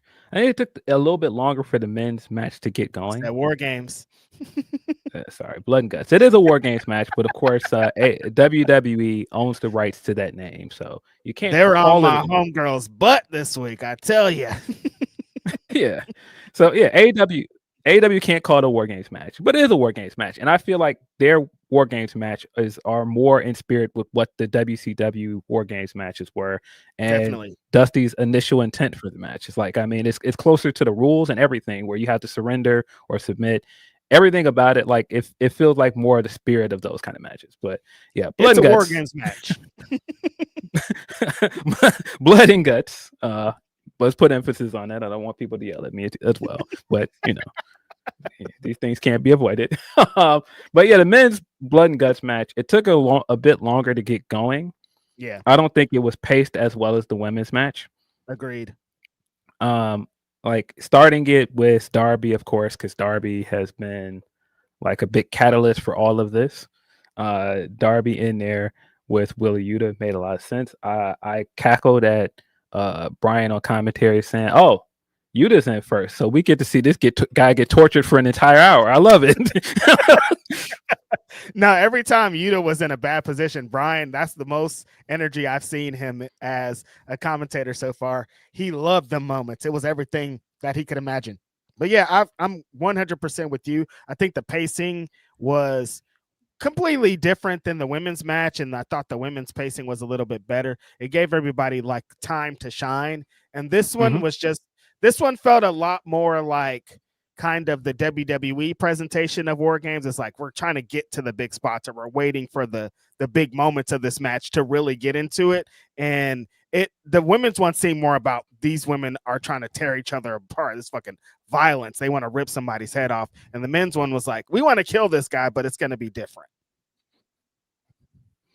Yeah, I think that there were more story elements outside of the ring in the men's match that kind of slowed it down. Like, for example, the Mark Briscoe stuff kind of slowed everything down because you had to go to the back and show that Mark Briscoe was hurt, and then Roddy had to make the decision to come in his place. And then even when later in the match, when Mark does come out, you got to put emphasis on the fact that, okay, he's still going to take part in the match. And I think although all this stuff was good, it just felt like it slowed down the pace of the match. Yeah, it just felt if they would have condensed it, maybe it would have felt a little bit better. But yeah, I think exactly what you're describing messed up the flow and how the guys were kind of moving, because you got to stop, wait, and do those type of things. And he wanted just constant action like the women's hit match had. But I mean, when it did get to it, Phil, it got to it. Yeah, I think the ending stretch of the match was very good. Once we got all of the competitors in the ring and we got all of the set pieces in place, it got better and better as it went. But it took a while. It was slow setting everything up, but once it got going, it was very good. Mox being Mox, one of the things I loved, and again, little things they did in this were just really, really great. Mox coming in there with a fork. And of course, the fork has been his weapon of choice in all of this. It played into his match with Hangman earlier this year. So he comes in, he's stabbing Darby with the fork, and then He hands it to Garcia, and Garcia is having the time of his life. And it's like, yeah, you want some of this too? Like, get this guy. And so even that, and they're like doing the tag team moves together, and you can see like how much he's bought in. Like, this is a guy that was dead set against Death Riders at this point, actually, like he didn't want anything to do with Mox. And throughout this match, he worked a lot with Mox, and that played into the end because he was there at the end. Like, wait, he almost did the Star-Lord in Avengers. Like, wait, did we lose? Like, that's not why I joined. I didn't join this to lose. I joined to become a winner. Yeah, exactly. Like the game that we've been talking, all the promos, the dream I was sold on being in the Death Riders is that we're winners, and anytime we're in a big match like this, we're going to dominate, and it's going to be nothing. But this wasn't how it ended up. Them adding in, them getting to the outside of the cage again with Mark Briscoe coming down and all that, and Darby getting outside there, and Gabe Kidd popping back out to out of nowhere from being dragged a bunch of weeks ago. The craziest visual of this match was the homie Pac and Darby Allin on the top of the entrance ramp. Gabe Kidd sets 2 tables on fire, and Pac press slams Darby off of the top of the ring entrance and onto the 2 tables. Darby Allin, Phil, catches on fire. We see him, like his back, his legs, he's on fire. And that's how they take him out of the match. Yes. He's on fire. The most Darby way to get taken out of the match. At first, I was like, wait, Gabe's here. And then Gabe is a complete nutcase as well. Gabe grabbed him immediately. He's beating him down. He's talking trash to him the whole time. Pac is in the midst, helping him, beating him down. And so they basically take the biggest op to Mox out of the match. And so you got to think they're sitting around laughing after they did this, like, we won the match.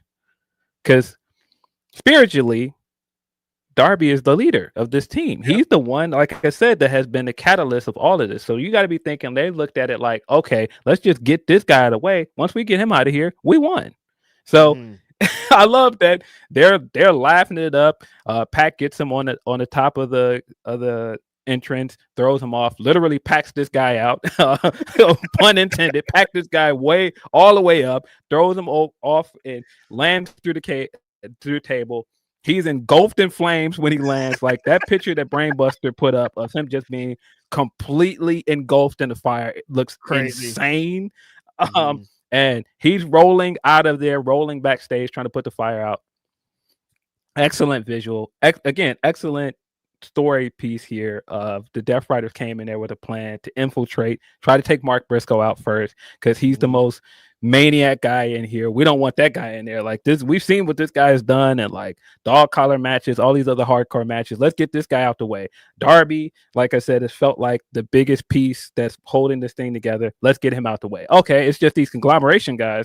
I'm worried about these guys. We won. Which of course plays into their overconfidence in the ring afterwards.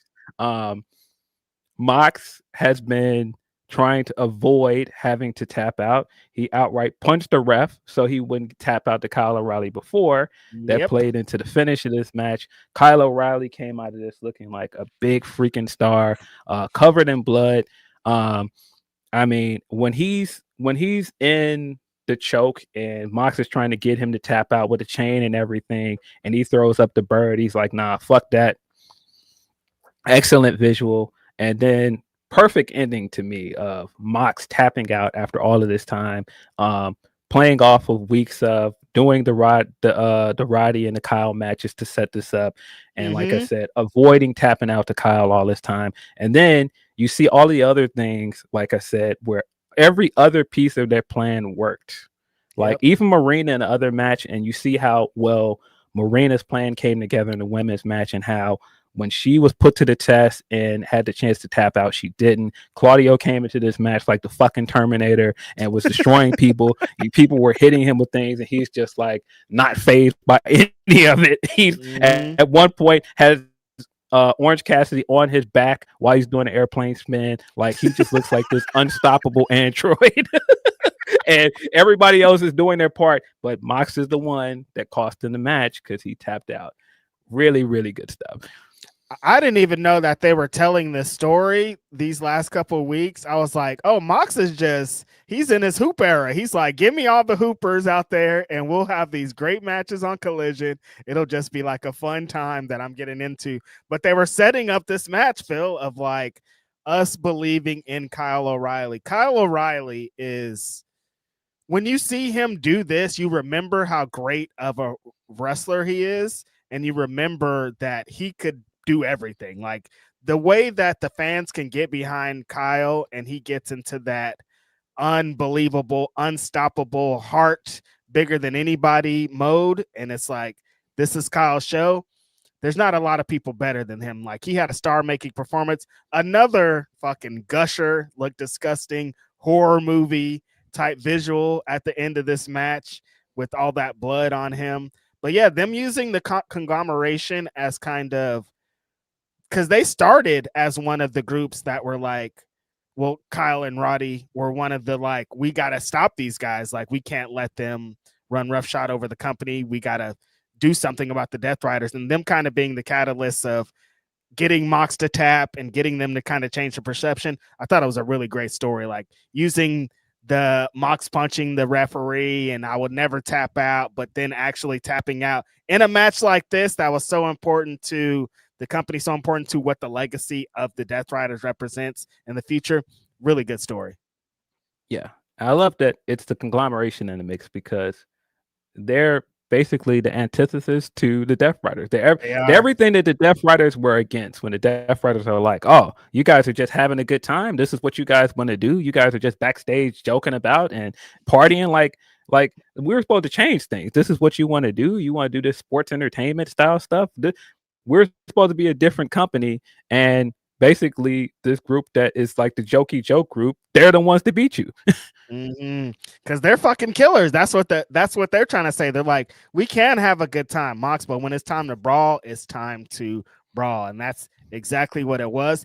I thought that we would maybe get the angle this on the show, Phil, with them jumping Mox out immediately, but I kind of understand why they're going to stretch it out. It's too soon. We got World's End coming up, and we've got other things coming up. I think they're going to stretch it out, but all the implications of this was fantastic. Like I said, the way that Mox tapped out and just the look on his face when it's happening, and the way that he knew, the way that Garcia slid to that other side of the ring and was like, basically like, yo, what happened? What'd you do? And you could see the look on everybody else's face. They're getting more and more fed up with him. And you could see it's happened. It's been like slowly happening. I'm telling you, Claudio has been showing signs for a while that he's been fed up. And you can see in this match, more and more the rest of them are like, hey, what's up with you? Claudio is on that. You'd have to kill me. Like, there's no way I would have tapped out in that spot. Like, you would have to choke me to death here.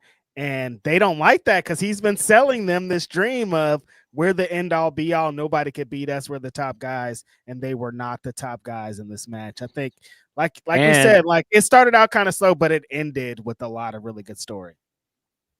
And to the point before, they've been basically handling all of the biggest threats to him. I mean, the biggest threat to him, the guy that beat him in the I Quit match, was Darby. They took Darby out. They collectively took Darby out. Mox didn't. He wasn't even there for the finish. He was dead somewhere. It's part of the reason that this mutiny is going to happen. They're going to be looking around like, wait a minute, we've been doing all your dirty work all this time, and then you get to have all the glory, and we're following you because we think you mean this. And then every time it comes to you, you keep either tapping out or turning into a coward at the end. What is this? It's been a bad 2 months for Mox. Yeah, really, really great stuff. Great character work for Mox. I mean, this guy, what a phenomenal year for him. And at some point this year, I was very much like, this Death Rider stuff is not good. I don't know what we're doing, but Man, Mox has been great for the last few months.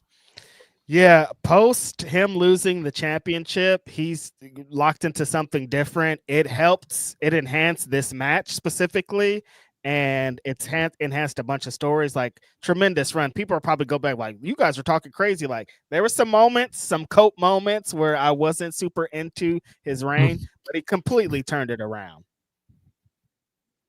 Yeah, completely turned it around, man. What a great show. Like I said, one of the best Dynamites this year. Yes. I would actually put it in in the category for one of the best episodes of Dynamite of all time. Ever. Yeah. Yeah, what they did there, the pacing of it, they did have that FTR and Ricky Steamboat stuff in the middle that I don't know if I would have necessarily had it here, but I do understand them trying to continue to tell this tag team story. But yeah, one of the best Dynamites that they've ever had, legit, with the cage matches and the Falls Count Anywhere match. I was fine with the Steamboat stuff because it's Greensboro Coliseum, what Ricky means here. And, of course, there's the report that it was supposed to be Ric Flair in this spot. Ric Flair apparently wasn't well enough to go. There's a report that he tore his rotator cuff, which, how did he do that? I hope he's okay. At the show? I don't know when he did it, but that's the report that he wasn't well enough to take part in the segment because he injured himself at some point. And shit, dude. I don't know when that happened, but yeah. It was supposed to be Ric Flair. Steamboat ended up taking his spot.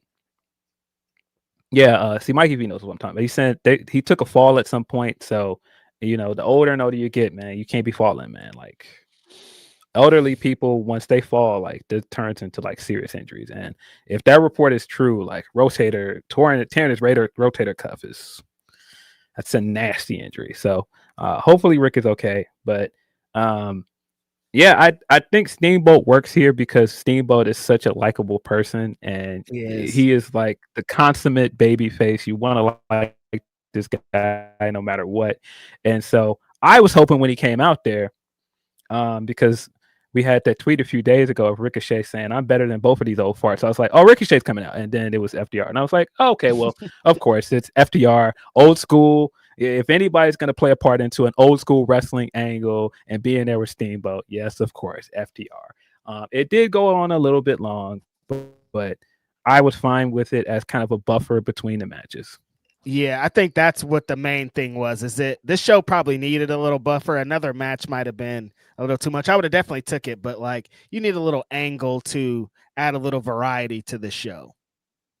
Yeah, I think it worked for what it was. Steamboat with his dad jeans on, put some hands on them guys. We got Bandito and Brody coming out there and even in the score.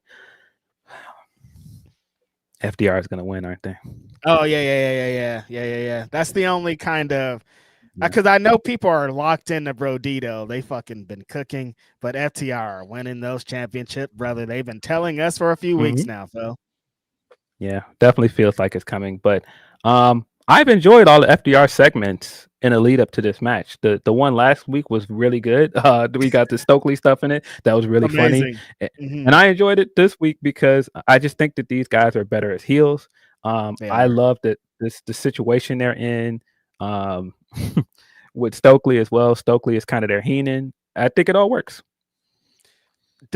Seeing maybe the collision match that they had, and Stokely was on the outside, like doing his thing, and I was all, at first I didn't know if this was gonna work. Like, I was like, this kind of, I don't know if their personalities mesh and vibe, but they totally do. Like, it all really adds to the characters of FTR and how they've been presented and their heel shit, and Stokely's so obnoxious. Like, I'm loving it. What a great pairing that this ended up being.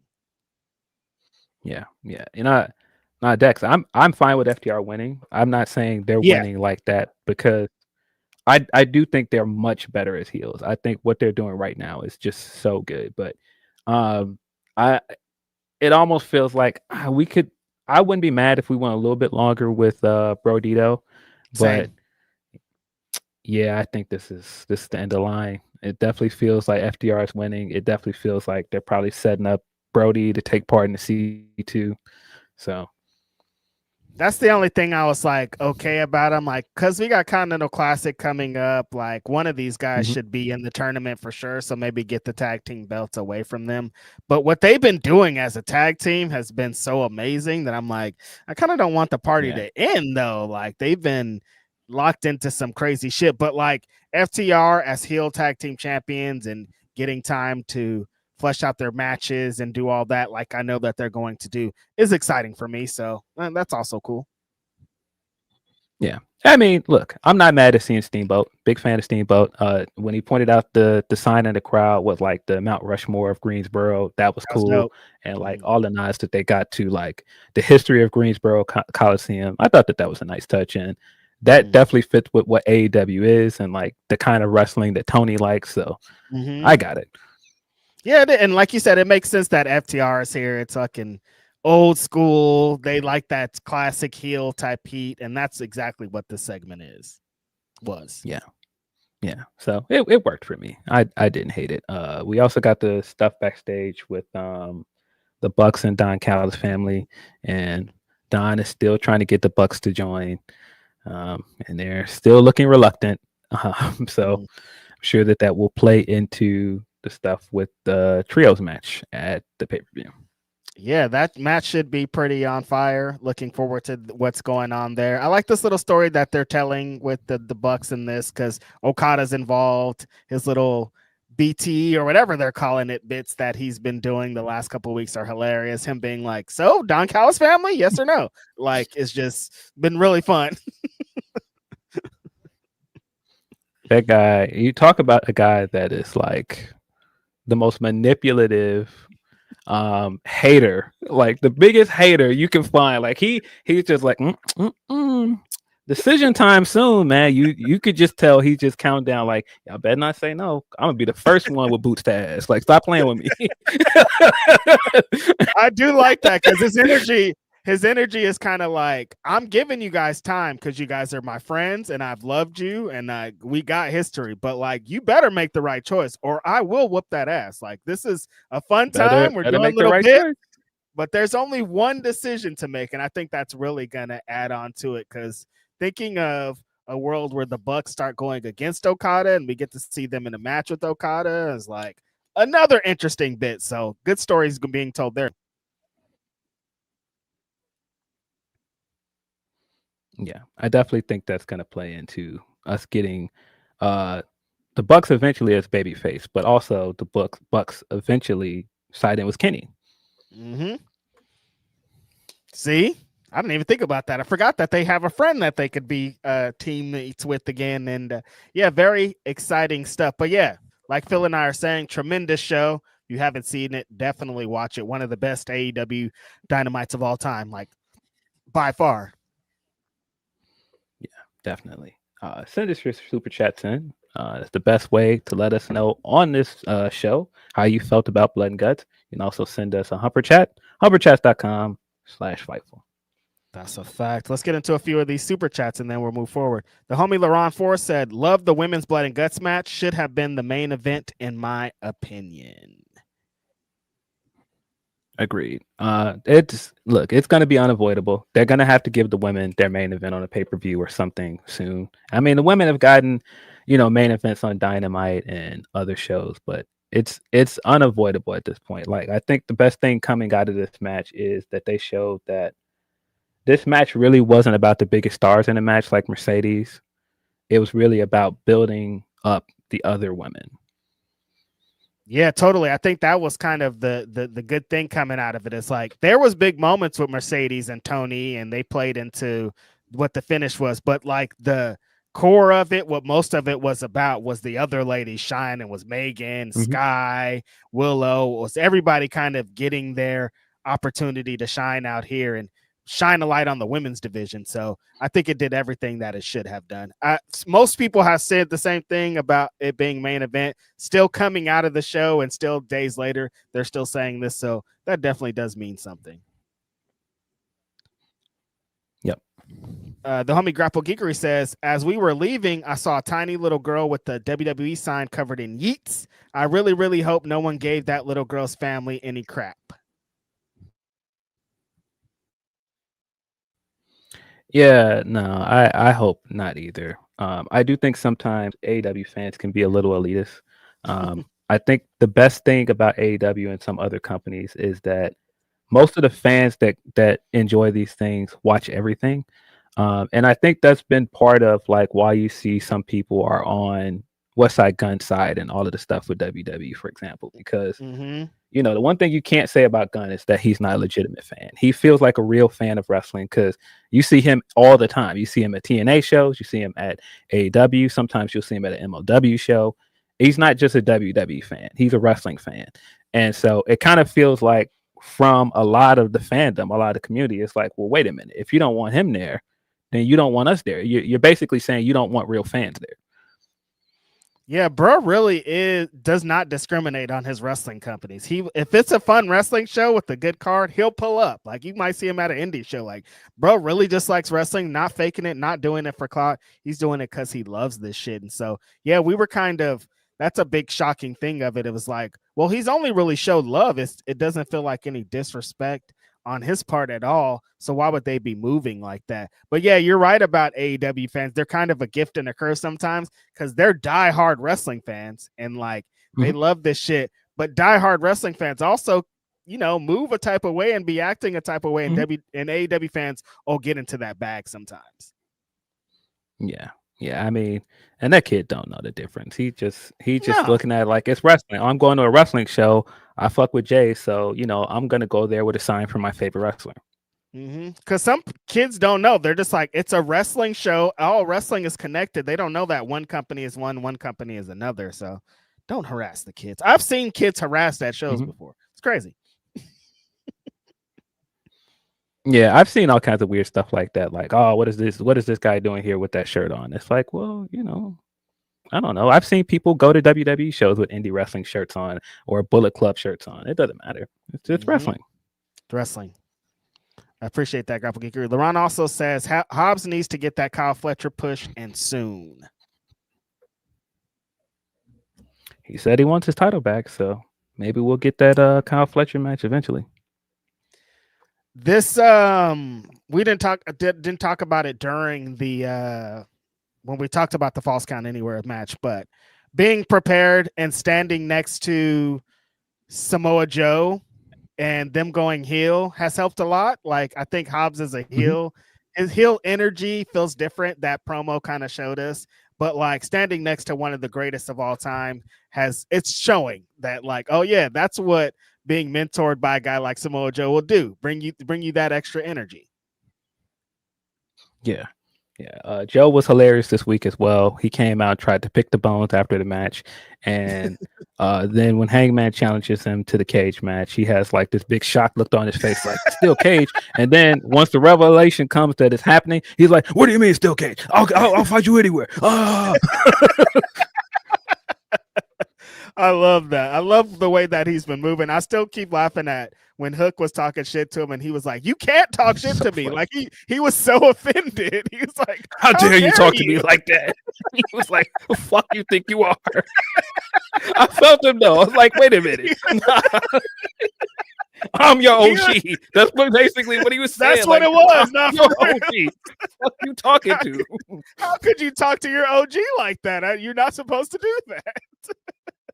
Hobbs had to hold him back, and he was yelling at Hobbs too, like, "No, how is he talking to me like this?" Oh, shout out to Joe. Shout out to the big homie. Definitely deserves that. Yeah, he turned full on into like, nah. He's always crying. Fuck him. Oh man, I got a tear coming out of my eye for that. Hella funny. Orion Ben 666 says that at this point, the D Riders story is clue who done it.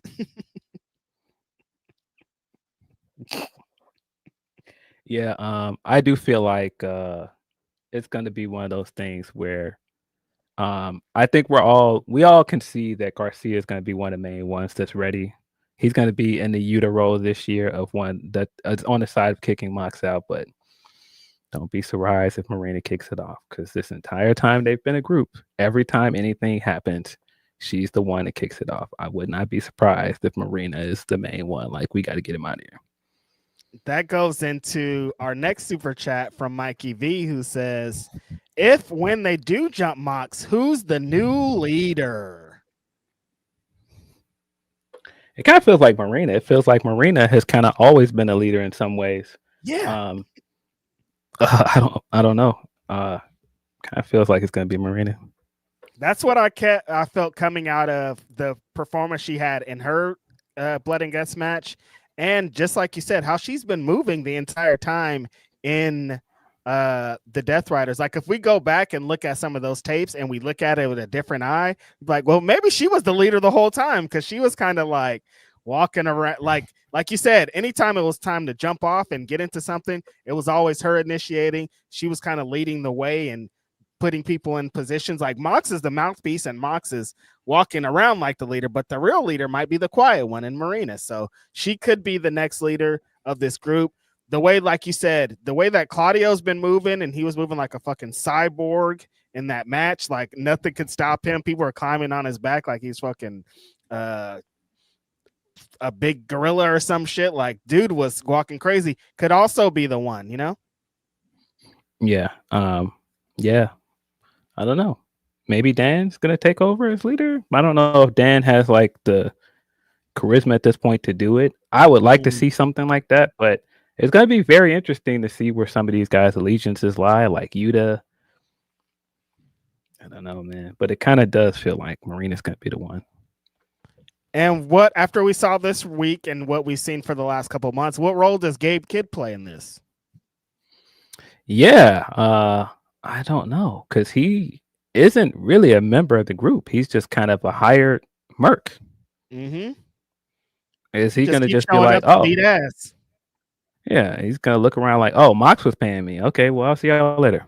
Y'all done with Mox? I'm done. See y'all later. But we're at that time in New Japan, like January should be happening. You don't know what could be happening with Gabe Kidd's contracts or anything that's be going on here. So it's going to be interesting moving forward here in the next couple months. That's all of our super chats. Appreciate you guys. We've got some more super chats.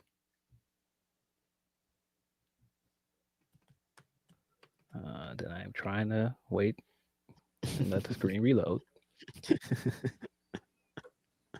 Humper chats.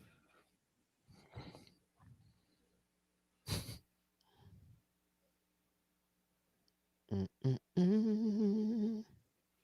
coming. Okay. Tony P says, as to the aftermath of it, the people in the crowd did think they were putting the bag on Mox then and there. I think it may happen at World's End, though. Also, it appears who is winning the women's tag tourney more than ever now. Overall, a great event. Yeah, I initially picked Megan and Penelope to win. Based on Wednesday, I think Tony and Mina are going to win now. Yeah, the story seems to be that that's how it's going to play out with the ending of the match. And I could see it. I mean, they've been telling the story for a few weeks of them kind of coming together with that goal. So wouldn't be the craziest thing. Yeah. Feels like at the very least, I think Tony and Mina are going to advance to the next round. Agreed. So, but yeah, it is very funny to think of, like, I can't imagine going to this show live, watching it at home. I was like, this is like one of the most insane episodes of Dynamite that I've ever seen. And like being there in person, all these very violent things happening. Like, I mean, you got that big table spot with Hobbs and the big flaming table spot in the same night. That's right. Those two insane spots happen within like an hour of each other. Crazy. Yeah. Tony P says NXT was a mix of and cool. Ricky and Trick, they beat the hell out of each other. The end of Ricky just pushing Trick down was a brilliant ending. Plus Sean said to hell with it and told Blake to be AEW Mariah May. Now she is interested again. LOL. I keep telling you, Blake is going to be just fine. Blake is doing a lot more character stuff now she's won the championship. I do think it's very interesting that the more character stuff she does, you can see that the stuff with her and Tony is still playing into her character over there, even though she has a different name. I love my headcanon is like, this kind of feels like this is gonna be a wild reference, but bear with me. It kind of feels like Showgirls. If you've ever seen Showgirls, cult classic. It kind of feels like Blake is like a fraud. She's a scammer. Mariah went there and tried to leech off of Tony and be a star off of her, and then when it didn't work and everything, and she lost the title, she went somewhere else, changed her name, but she's basically the same person. She just changed her name, and you can see in that segment where she was talking to herself and like the woman from hell stuff. It's just like, yeah, no, this woman is just like a fraud. I've just gone over here and changed my name and changed the presentation, put on a different outfit because I'm trying to get you guys to like me. None of that stuff over there happened. What? Who's Mariah May? I don't know who that is. I kind of like that story, honestly. I'm not mad at it. It's like she's in witness protection or something. Like, no, I had this. We burned the place down. I robbed a bank in the last home that I was in. I'm a different character over here. I don't do that crazy stuff. I would never bloody somebody. If I would never do that. I'm a nice woman. I just want to be champion, have a good time while I'm here. Pretty fun story. Yeah, I think that the segment that people were like, oh, look, they're rewarming Tony Storm's nachos. I was like, well, I mean, I get where you're coming from. But I think that she did that intentionally. There's no way she would have worn a coverall and like even the mannerisms and everything. She clearly was doing it intentional as a nod to the Mariah May stuff. And I mean, it would be hard to not do that. That's been such a big part of her career. That's been such a big part of this year alone for her. I mean, the Hollywood ending was this year. So like I get people that want to get their laugh and they go, haha, she can't do anything without Tony Storm. But I think that the segment was actually good and I think she'll be just fine. And is it wrong for her to use elements of her AEW character? No, because people do it all the time. People go to WWE and use aspects of their indie character and aspects of their AEW stuff all the time. That's what was tripping me out. I'm like, well, it's her character. Of course, she's going to continue to do stuff from what she did. What? But I also understand if people, you know how people on both sides move. So I got to get my gotcha off. Ha ha ha ha. They're just using. They don't have any creative ideas over there. Like. I have to assume that most of this Tony Storm clip. Yeah, we get it. yeah, I know. But I thought the segment itself was good, and I don't really watch NXT like that. I'm just judging off what I actually saw. You know, I've heard good things about the Ricky stuff. Boy, Oba came back looking like a big monster. He's even bigger. Like he looks great. Yeah, he looks like a star. He looks like a stud. A killer, everything that they would want out of this guy. Very excited to see what's going on. Yeah, I'm seeing it more and more. People are setting them expectations way too high. They're too high, Phil. You guys gotta relax. I want them to use Oba well on the main roster, but you're setting yourselves up to be disappointed if you think he is just immediately going to get this big push. Just temper them expectations, guys. Temper them expectations. I've seen way too many people be like, he's about to win the Royal Rumble. I'm like, that historically, they don't really do that. Like, I don't really like it. Sounds good, like they should, but I don't think they will. Yes.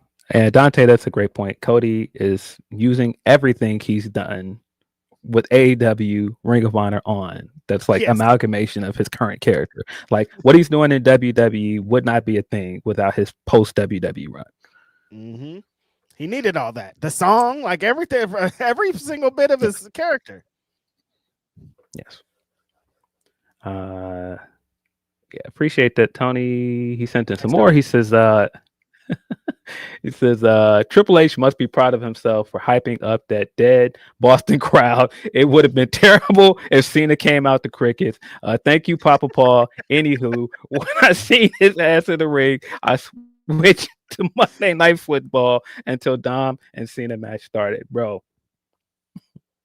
The way that I was dying laughing. This is John Cena in his hometown, second to last Raw. I was wrong because I tweeted that this is going to be Cena's last Raw. Next week's his last Raw. Second to last Raw, in his hometown. Big moment for this guy. Farewell tour. We start the show with Triple H. Phil, he's giving out stats that every single person in this building already knows. You're not telling anybody in fucking Boston one thing that they don't know. What are you doing here? Now let me go warm him up for you, John. Bro, they're here for John, bro. They're here specifically for him. You've been building up to this show in his hometown, the departed farewell tour, this entire time. And they said he was going to start the show too. Cena's starting the show. Like, that's what we're going to see. Nah, don't worry. I got him, John. I'm going to warm him up for you, man. Let me go and talk about your weekend. Man. And then the segment gets going. The segment gets going. John comes out there and Dom comes out. And of course, as soon as Dom music hit, I was like, okay, they're probably going to do the match here. And so once that starts going, he was still there. Dom is cutting the promo and he's still back there. It gets to the crux of the promo where Cena is about to act for the match. He's right in the middle. He's standing between them. I was like, why is he still there? All in the videos. You're in the background of all the stare downs. You making facials. You talking to the crowd. What are you doing here, dude? Why are you out here? He doesn't like this, Phil. That's what they say. You don't want to be out there. You don't want to do this. You don't want this attention. I saw some people saying he needed to be out there to set up the match. He doesn't. He's not the GM of Raw. Adam Pearce is. He doesn't need to set up the match. He had no reason to still be there. He had to be out there to set up the match. No, he did not. He's not an on-screen kid. He's not an on-screen authority figure. Why was he there? I said Adam Pearce could have came on the Titantron afterwards for 3 seconds and said, "I'll make the match," and it would have been just fine. We did not need him out there with these accolades, making the match, trying to get heat for himself. It was very expected, but still silly. Yeah. This guy, man, the funniest guy. But yeah, John Cena, in his hometown. I mean, of course, huge ovation for him when he came out. Could expect no less. I think that this was one of the better Raws this year. I think it's becoming more and more apparent. I was just telling Monty this when we recorded earlier this week. Netflix feels like an event, right? Raw on Netflix feels like a big event. And I think that that's part of what's hurting SmackDown. SmackDown just feels like, here's another show. Raw feels like the big event for the week for WWE.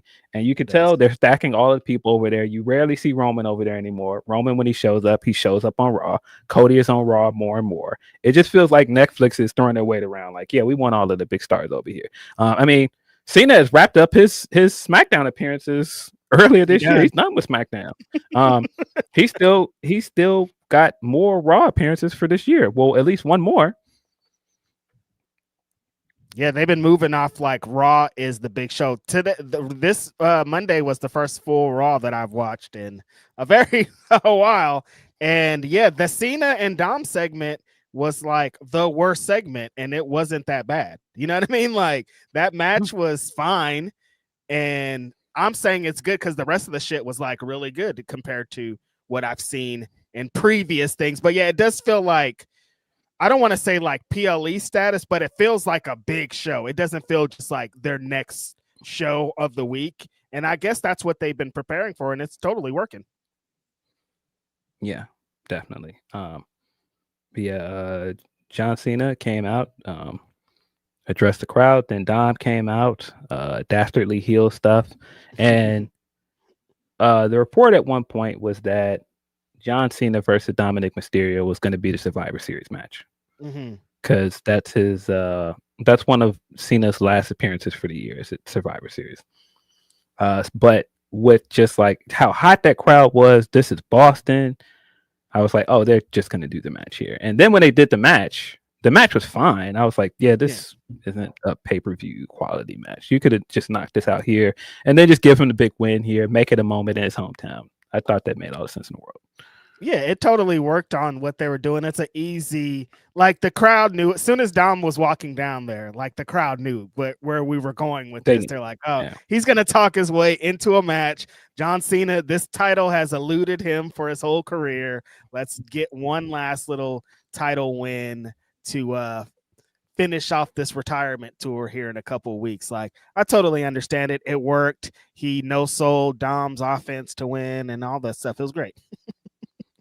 Yeah, the match was fine. Dom in the segment was fine. He gets heat, and so it worked. He said John Cena finally won IC championship. Last belt that he did not win. John Cena is going to retire as a Grand Slam champion. I love all of the wrestlers that were like, yeah, finally, little bro, you caught up. Like Kofi was getting shit off. He was like, man, about time you joined the club. Miz was like, yeah, I'm a 2-time Grand Slam champion. About time, bro. I like that. Yeah, they should little bro that full. Like, finally, you've joined the party. Like, yeah, really, really fun way to kind of do that. People were like, I made a bit about him no selling Dom stuff, and I saw people this week being really silly, like, I can't believe he would bury Dom, and how could he do that to a young up-and-comer? I'm like, see, John Cena has 3 more fucking matches, and he gave one of them to Dominic Mysterio. You think he's burying Dominic Mysterio? What? No. I think people have very much lost the plot with stuff like that when they're like, because I've seen people also saying like they don't want Gunther to win the tournament, for example, because they don't want Gunther to win the IC championship. That would be a step backwards for Gunther winning the IC championship. You mean being John Cena's last opponent ever, possibly retiring him and becoming IC champion? That's a step back? That's a step back. The last John Cena match is a step back. In any way. What? Huh? Yeah, I don't get it. Yeah, no, it won't matter that Dom lost this match. That's going to be a moment for Dom in Boston and everything that this represents. He'll be fine. And I figure that this is setting up the stuff with Dom and Ray because of the Dom and Ray segment from last week. I don't know when we're getting that match, but maybe that's why they're not doing Cena versus Dom at Survivor Series. Maybe they're going to do Dom versus Ray at Survivor Series. Mm-hmm. So I don't know. You could do that for the Mega Championship. You got some options there. I still think the big play here is doing Dom versus Ray in a hair versus mask match at a Triple H show. Definitely. That is the bit. But yeah, that seems like the best way for them to go with Survivor Series with it being in San Diego. Dom's now taking claim to being the biggest superstar ever out of San Diego. Mm-hmm. They got a built-in story there, right there, because we know the 619 is about Rey Mysterio. So yeah, no way. He didn't get buried at all. He lost a match to a fool that's about to be retired and potentially the greatest that ever did it in that company. No, that's not how that works. Did y'all really think Dom was winning? No. And yeah. Why would he do that? I don't know.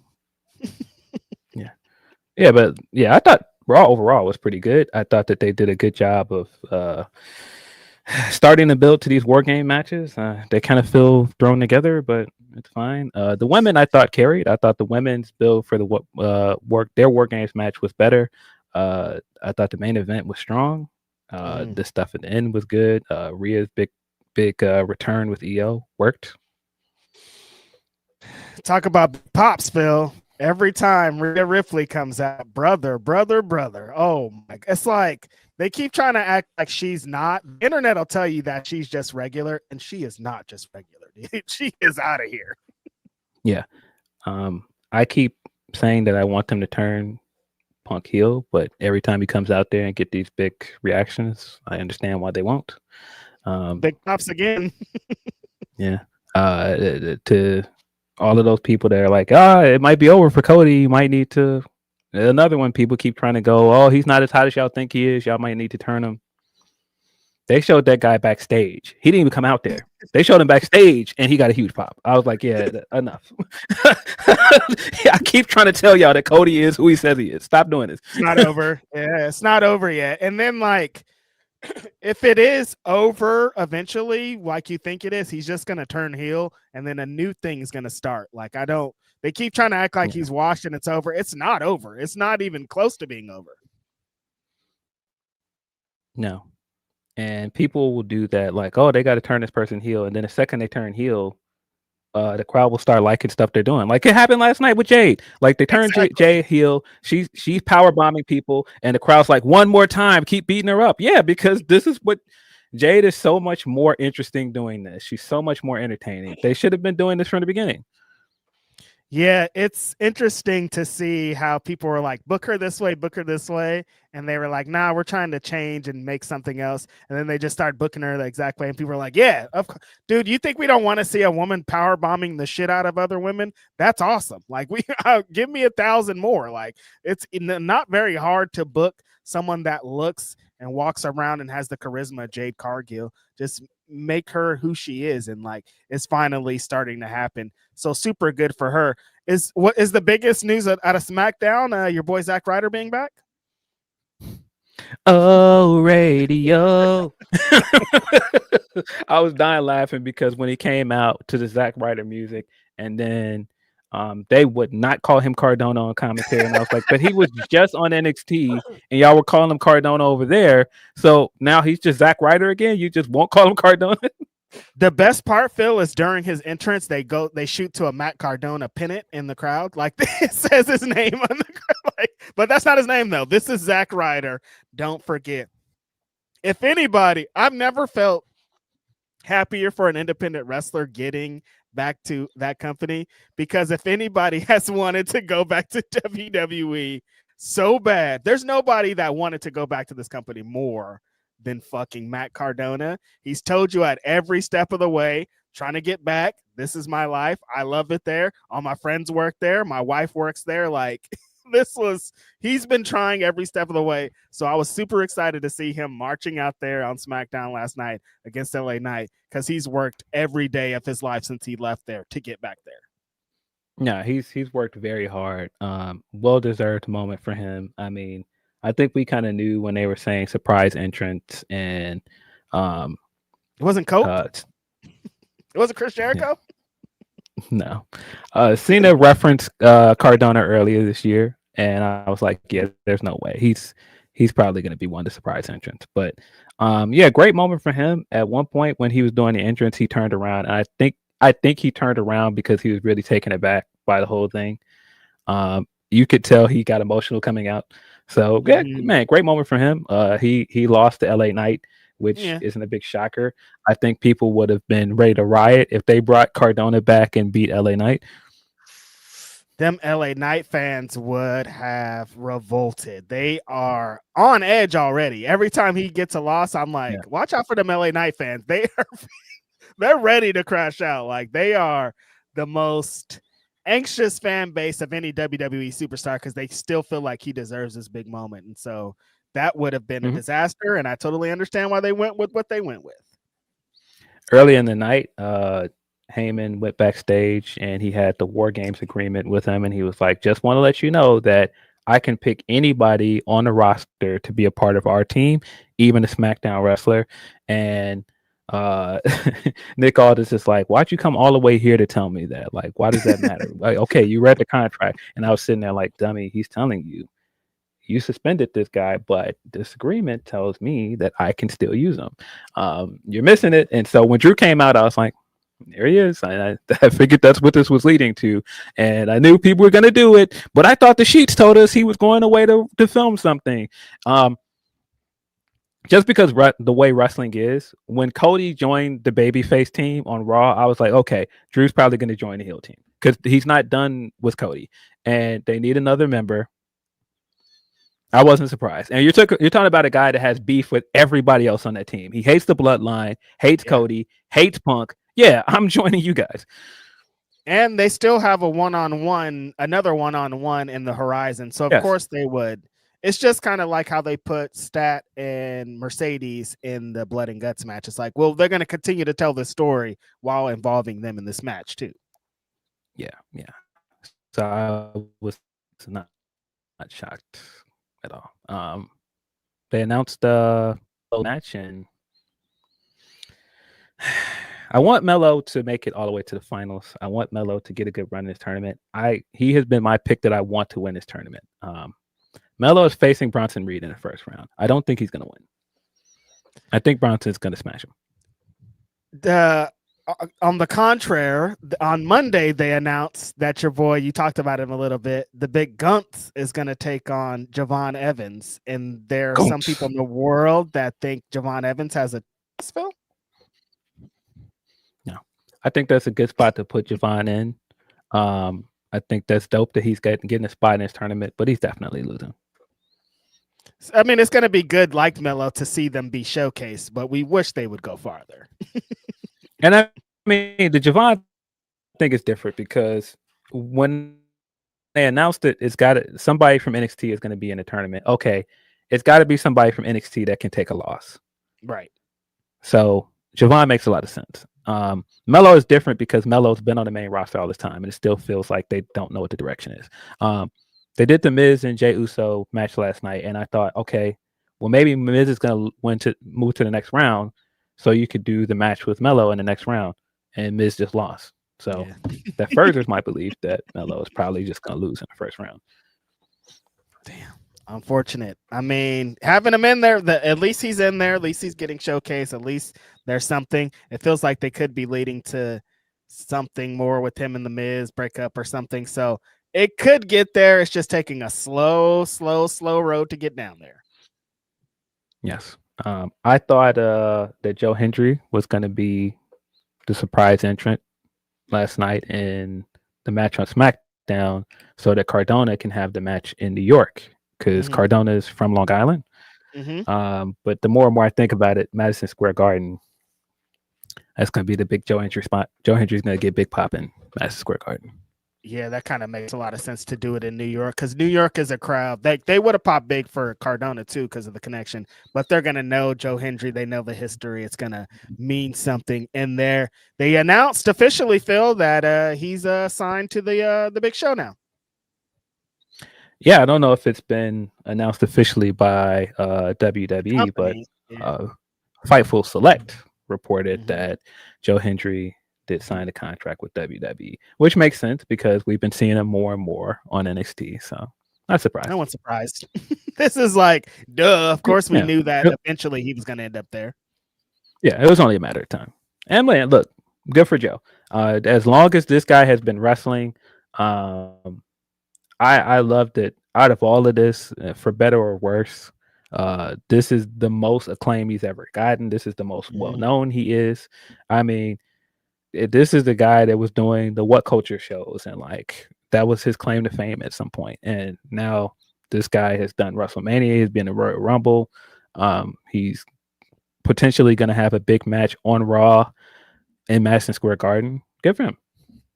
Yeah, pretty cool to see. I mean, a lot of people watch, like you're describing, his journey from the beginning. And anytime you get to see a wrestler go through all the ranks and their hard work pay off, that's always great, man. He's been working hard for a long time to get into his position. I hope that he could still carry that super clout he had like a year ago or so into this.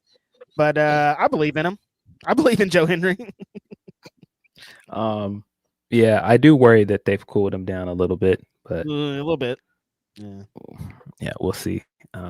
He's also got the match coming up with Thea Hill versus Ethan and Chelsea for the mixed tag belts. You gonna watch that? Yeah. Man. It does. Tony, it does look like he got ITNA at the right time because I don't know what those guys are doing. I don't know what's going on over there. I guess that could be a little transition. Let's talk a little bit about what went down this week, a couple days ago, in total nonstop action. Mike Santana won the world championship from Trick Williams at Bound for Glory, which was like weeks ago, 30 days ago, they say, Phil. A month ago. A month ago from the taping that they had on Thursday night. It gets to Thursday night. I'm not watching the show. Phil's not watching the show. None of us. Who the fuck's watching the show? But then the timeline starts to light up, Phil, and everybody's talking about it. Frankie Kazarian pins Mike Santana to win the TNA World Championship, and TNA, I forgot to mention, you guys, sorry, was on hiatus immediately after Mike Santana won the belt. So this is the first time we saw him as champion, and he lost. I don't get it. I don't understand why they waited so long to put the belt on Santana in the first place. What is this? I thought that they were going to do it in New York. They did this big press run with Santana coming into that show. It's his hometown. I thought he was going to win it there. He lost there, and I was confused then. He did get the win in Battle for Glory. So I was like, okay, great. It makes all of this worth it because he has been working hard to get to this point, and he felt like the guy. If anybody was the guy to beat Trick, it had to be Santana. All right. Yes. You've taken all this time to build up to this. He was Josh Alexander's last match, if you guys remember. Yep. Josh put him over. This whole year has been about building this guy up as the guy to beat Trick, to build him up as the next guy to really be the flag waver for TNA. And so I thought, okay, you gave him the big win. This is it. Now the sky's the limit, right? Did he lose his next appearance? Like no title defenses. Like you've essentially, because they went on a hiatus, you've had nothing up to this point. You got nothing to build off of that win. He comes straight in the next appearances and loses.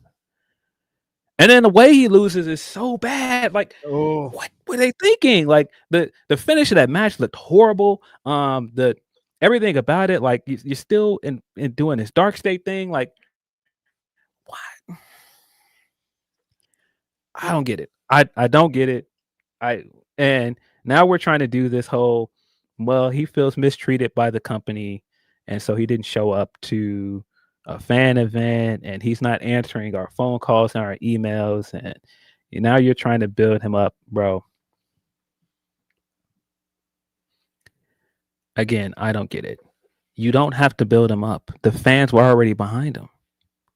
What more do you need to get the fans to believe in him? You got him up to this point. You gave him the win. Why are you going backwards?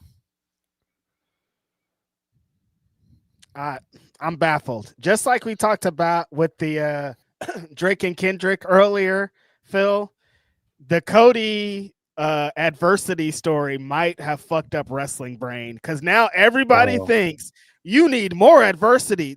He overcame all the adversity, you guys. We've watched his story in TNA. We know his personal story. He's overcame a lot. He won the championship. That was it. It wasn't like, well, we need more adversity. You gotta come behind his back. What's with wrestling promotions now, Phil, thinking that they have to trick their fans? Like, what is like I understand like kayfabe and all this, but like, not only that they tricked us, but they think we're dumb when they're tricking us, though. Like, it's not only like you can trick us. If you trick us in a tricky, cool way, I'm in. But if you make us look dumb while doing it, I'm out. Yeah. And yeah, my bad. As it's being pointed out in the chat, it wasn't Dark State that jumped him before the match. It was the Robert Stone guys, which I don't think that makes it any better. I think that makes it worse. But I don't get it, man. I just don't get what we're doing. I just don't get it, man. I saw Trevor Dane tweet that the Yes Movement really ruined wrestling for a lot of companies because they feel like they have to do this thing to get this grassroots support for the fans, and we got to do this shoot thing to make you feel like the company is holding somebody down. But in kayfabe, that doesn't make sense. It didn't make sense. It makes sense. Yeah. When they're telling that story, they're like, "Oh, we haven't been able to get a hold of him. He's essentially they're trying to say he's mad at management. So in kayfabe, you're telling me he's mad that you guys booked him to lose? That's a stupid ass story. Like, what do you mean? Like, it's not supposed to be like that. It'd be one thing if it was one of those, like, an authority figure came out and forced you to wrestle 2 matches, and that's how you lost. You lost clean. It had nothing to do with management. Like, it ain't like, all right, well, the management is just not giving me my fair shot. You didn't get a fair shot. You were a champion and you lost clean. That doesn't make sense. You lost clean. That stupid ass finish. He goes for an elbow and then he sells in the middle, and then Frankie just rolls him up and pins him. Like, wait, he didn't punch him or something first? He just rolled him up? Bro, he kicked out of Kaz's finisher to set up that spot where he kicked out of the finisher to set that up? Yes.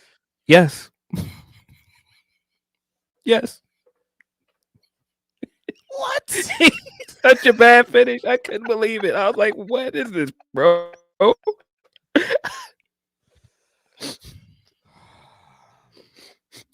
It's fitting though, Phil. It's fitting because it's TNA. Like, it's so, like, if I didn't see anybody of it and somebody described it to me, I'd be like, yeah, that makes sense. That's such a TNA ass thing to do. We've seen them do multiple things like this before, but I just didn't think you could fuck up a slam dunk. Like, it's already that thing that they're fighting and thriving for, that grassroots they had that. It's there. The groundswell support, we don't care what guy you're trying to force onto us. This is our guy. They had that already, and they fucked it up. Yeah. I don't get it. I don't get it at all. This is exactly what some people were waiting for. They got their LOL TNA tweets off. Couldn't wait. A lot of people that were making fun of Jericho for his snarky quote earlier this week, which that was interesting. A lot of people were getting their tweets off. Well, second biggest promotion, huh? Talk about opinions aging like milk, Philip Lindsey. Yeah. Oh. It happened so fast. Yeah, I think if you were looking for a sign that Jericho's probably done with AEW, this was a burning bush. This was the sign. This was it. It was funny too, because I remember I sent it in one of the group chats earlier this week. You were like, maybe he was being sarcastic, or maybe he was. And I listened to the clip and I was like, oh, he wasn't being sarcastic. Like, he was being genuine. Like, he was like, this is really Chris Jericho talking here. So yeah, this is. Yeah. It looks like he was on his way out. Yeah, if you guys watched the hump this week, I was on with Sean, and Sean read it, and just the way Sean read it, I was like, maybe he was just paying him a compliment. And then when I actually read the entire quote, and I was like, oh no, what is he doing? What is this? I listened to it, and he's like giving it up. He's like, it seems like he was really upset at AEW for going to the ECW arena, and he's been upset about visually something. I'm all, but TNA is only did that one show that it looks like this, 1 or 2 shows that look like this. Their normal wrestling capacity is 300 to 400 to 500 people. It's not like this is the norm. It's not like every TNA event is selling out from here on out. That's what's kind of crazy about the Chris Jericho shit. Like, I'd be with you on this if every TNA show for the last year was to 6,000 people and 7,000 people, but this is 1 out of fucking 50 shows. Well, I mean, that's one of the things that's crazy about it. I think that it makes him look goofy as a guy that has been rah-rahing so hard for AEW. That was a former AEW champion. And you're like, that's the second biggest promotion over there. It's like, what are you doing, dog? And like the quotes that have been coming, like people are like, remember when he said this about AEW? There's quotes of him being like, AEW's going to beat WWE. Dynamite's doing this. Like, right. That's what I'm saying. Like, all this stuff of you being a champion for AEW, and now you come out to say this, and it was AEW shade too. It wasn't just giving it up to TNA. There was AEW shade in there too. Yeah, that was that was crazy. Which might be here in Judas in January. That's what it sounds like to me. In Saudi Arabia, See, Denise is under the impression, because I was asking her about this. She thinks Judas is an AEW thing. I'm like, no, I think you got to take Judas with you, right? Because he's super synonymous with Break the Walls Down, Phil. Like, I hear you, but I think Judas is the way to go, right?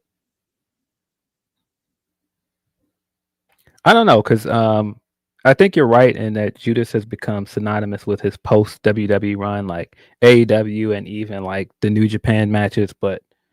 And you know, Break the Walls Down is like his WWE theme. Like most WWE fans are going to be like, that's what they're going to recognize.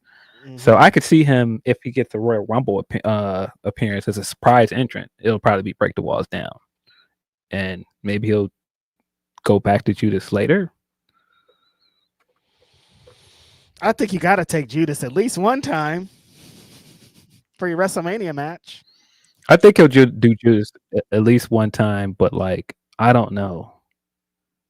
But then again, because while I'm saying it might be Break the Walls Down, I mean, people recognize Cody's theme at WrestleMania, so that's true. That's true. You might be right. It might be Judas. Yeah, I mean, because people know Judas, they're gonna know it. It's not gonna be like, what song is this? Yeah. He backed he's gonna come I didn't know for a minute. I was like, maybe not. But after this last couple of weeks, I'm like, I think he's on his way out, brothers. Yeah, nah, we're gonna get the Learning Tree theme. Oh hell no! Oh my God!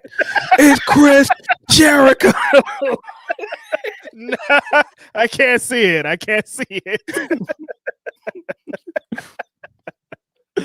Unbelievable. But yeah, you know, like, look, money looking big over there, Phil. You know, eventually, I'm not surprised. I knew eventually Jericho would come back. Like, I was like, I know he's gonna be in AEW and he's gonna fly the flag, but his home is gonna forever be the WWE, and he has to go on the Hall of Fame. So there's no way he's just gonna end this and that's gonna be it. He's not passing up on a Hall of Fame induction. No. One of the funnier things about Punk being back over there is all of the reports of people that he has had beef with, and then he's over there hobnobbing with all of them. Like, the look on his face after he was like, "Hey, Regal," and Regal came out and said "War Games," and he's you can see him in the corner trying not to laugh. Yes. Very funny. And I mean, even the AJ Styles thing, when AJ Styles at one point was like, he doesn't care about the opinion of somebody he doesn't respect, and they were just hugging out in Japan, like none of that happened. Booker T as well. All these people he's hobnobbed over there with, that like when he was with AEW, it was a different story. I just read a quote about the same thing. He's gonna be right over there. Go ahead. He's gonna be right over there shaking hands with Punk and being happy to be there too. I was gonna say, I just read a quote from AJ Styles where he said, "I would love to have a CM Punk match," and like that was not the vibes. A couple of years ago, that wasn't the vibes, but now he's back. He's shaking hands and kissing babies. I fight him. Hey, and guess what? I want that match. Me too. Because that was the thing I was looking at when he said that. I was like, oh damn, I want to see that match though. So hey, look, we're back on the table. It's cool. These guys haven't wrestled in so long. Like, yeah, they need that. Like that seems like a dream match right there. Bro. That's another one, Sal. We're getting a Triple H pointing pick with Jericho if he goes back over there. And he been throwing little jabs at Triple H too. Mm-hmm. Mm-hmm. Mm-hmm. Mm-hmm. I hope it comes back to but it's gonna all really truly burned. Exactly. Ultimate Warrior came back, nothing is nothing. Yeah, it's wrestling. It's fine.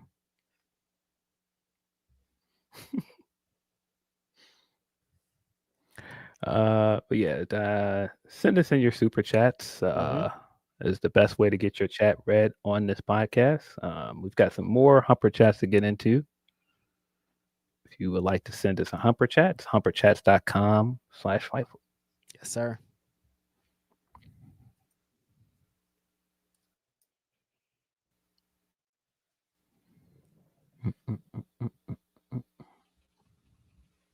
Come on, screen. Reload.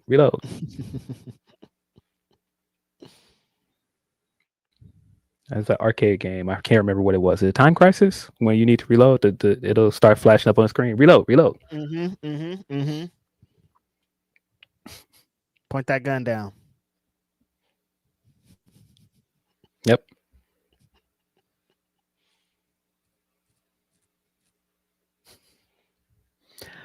Tony P says, happy for Cena. He got to experience that moment.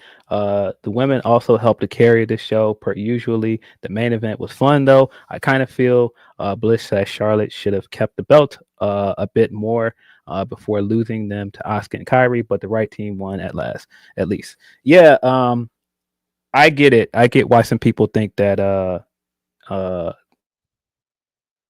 the alliance of convenience still had some legs, but you can tell SmackDown needs the singles wrestlers, because really you can see it you can even see it this week, because they're starting to do the stuff with Jade where Jade squashes somebody to build up to the bigger matches.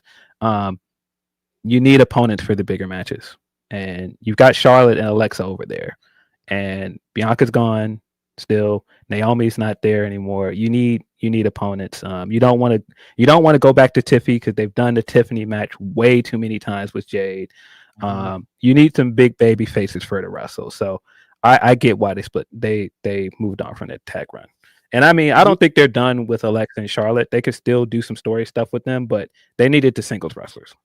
Yeah, you need Charlotte Flair as a singles going into Royal Rumble, WrestleMania season. Like, need that big match to happen. And just like you said, a couple of big superstars in this are injured. So having these two women as singles people that you can do one-on-one matches with, I think is going to go farther in this point. And they told some stories last night in Charlotte with the War Games match and all of that. Like, she represents something bigger in that position like that. Yeah, I think Charlotte's gonna have the same motivation that Tony has, by the way. And she's like, I don't want to be a part of this team. I don't trust these people. Something's gonna happen. They're gonna get jumped. Alexa's gonna get hurt in this, and she's gonna get mad, and then she's gonna join the team. She's not gonna stay off this team, because who are they gonna put in her spot? No, she's definitely gonna be in that cage. Yes.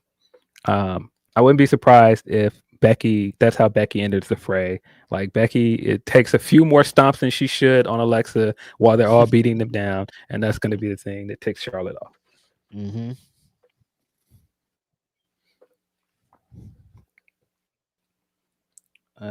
More from Tony. He says, skipping SmackDown, I want to take less than 3 minutes to go on our Petty of the Week winners for Newell and Alizé. The aftermath of this is just so funny to me. They on par now with Hogan's Not Gonna Work for Me. Companies and wrestlers outside of AEW came out to shit on them. Yeah, I think that's kind of the wild thing about it. Is like I said, you don't have the leverage to do that. Like, no. I know that, Nixon has like the ex-WWE wrestler label on her, but I don't think that there's any like real crowds or any companies clamoring for her in that way. And so you don't really have that leverage to really come in and be like, oh, well, I deserve more than 3 minutes because the crowd wants to see me. I don't think that you're moving tickets or moving crowds like that. Yeah, no, that wrestlers can do that. And like you were bringing up earlier, this happens all the time. This isn't just they aren't the first ones to say they want more time, they want any of this. This happens probably on a weekly basis at this point, but that's by wrestlers that are signed there, that have some years, they're they have a place to be able to do that. And coming in as extras, essentially, shout out to the captain, Sean Dean, coming in as extras and demanding these things isn't going to work the same. No. And, the thing that you always take away from these things in wrestling, everybody talks, and you can see right away that people could not wait. Like, once it hit the timeline, oh yeah, I heard some too. Like, that was the thing with Sean as well. Once he put out his report and then she gave her side, he kept getting more and more sources, somebody else's side of the story, because they were like, yeah, I was there, or I got an opinion on this. So yeah, it just didn't look good, man. I don't I don't see this faring very well for Nixon. Nixon is saying this is her last year wrestling as well. So, shit.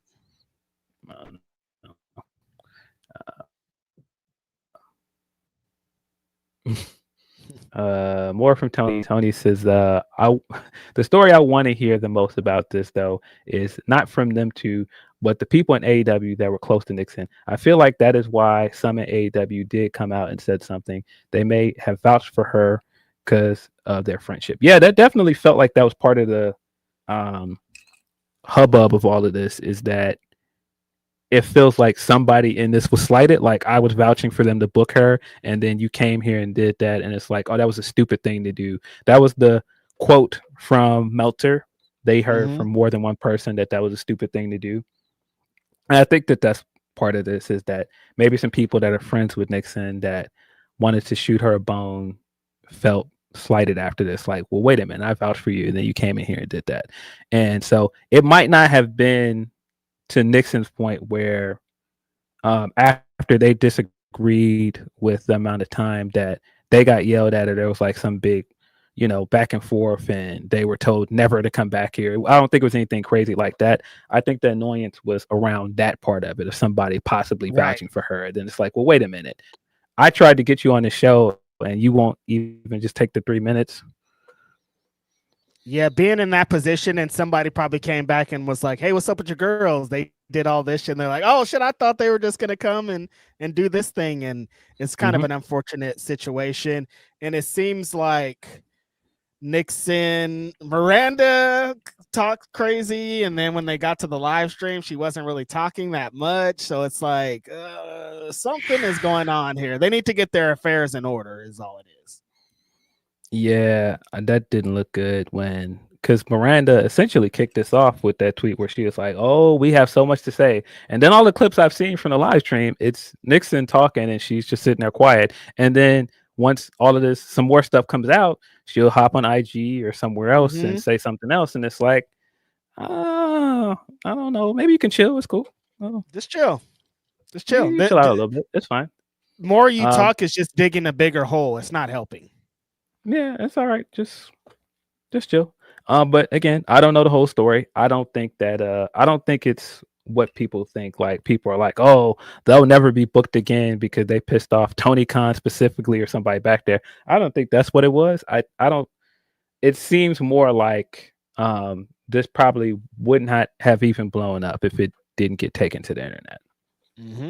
It probably would have just died down. It probably would have been one of those things that people knew backstage that, but it wouldn't have turned into nothing probably. Yeah, maybe they wouldn't have gotten booked over there again, and people working there would have known why, but now it's like a big internet thing. Now promoters know, now wrestlers know, now too many people knows, and that's going to lead to something. Yeah, which... unfortunate, very unfortunate for someone like Nixon that has been having a hard time getting booked. Yep. More from Tony. He says, then they wasted not only the opportunity, but took other women's time already on the roster, plus wasted their time and energy to help her. They then tried to do damage control, but confirmed most reports except the losing one. Yeah, I know that was an emphasis to the story, is that they didn't care about losing. It was just the 3 minutes. They didn't want to do the 3-minute match. And hey, again, I don't know that they're necessarily wrong about that. I just think that the way that they went about it after the fact probably did not help. That's it. Yeah, we don't like. And it didn't help. Right, like Phil said, we are not back there. We don't know the full story. We don't know what the conversation was. It's the aftermath that kind of is the stuff. So hopefully it all gets figured out. No, I think it has been figured out. They won't be back. I think that's what's been figured out. That part has been figured out. Yes, we sorted it right out. Okay. Oh, yeah. Hey, y'all can leave. It's okay. Y'all don't have to stay if y'all don't want. As soon as they were out the door, well, won't see them again. That was the funny part, is they were like, it was fine when they told us to go home. I'm like, I fucking when they said it was all right for us to leave, and I was like, I fucking bet it was. They were like, oh, it's chill. No, it's fine. Everything's okay. Yes. No, don't worry about it. Yeah, I bet.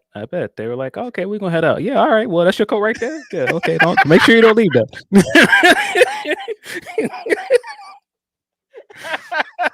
That's your coat right there is hella funny.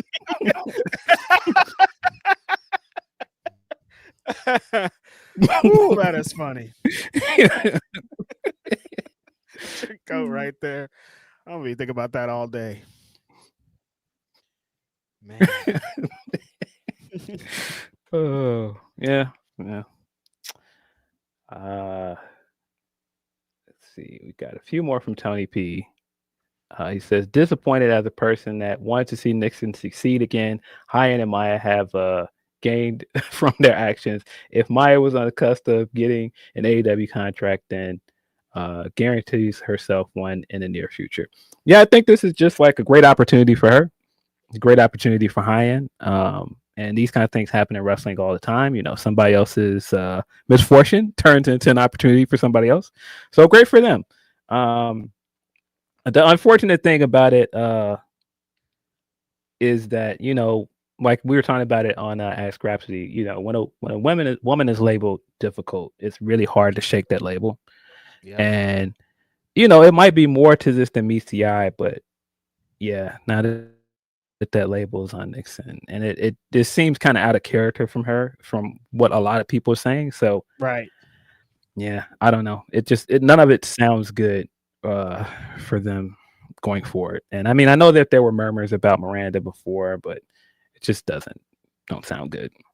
Yeah, that's totally the thing. Is like with women, is they got to climb bigger, higher hills, and this will follow them. Like, you know what I mean? Like men have exactly. the privilege of doing something awful and still getting booked. Nobody cares about that. Like, oh, you were fucking the awful human being who did this awful thing. Whatever, you got a good gimmick, so come back. Women could do the littlest thing and it's over for them. So hopefully this all works out, like I was saying earlier.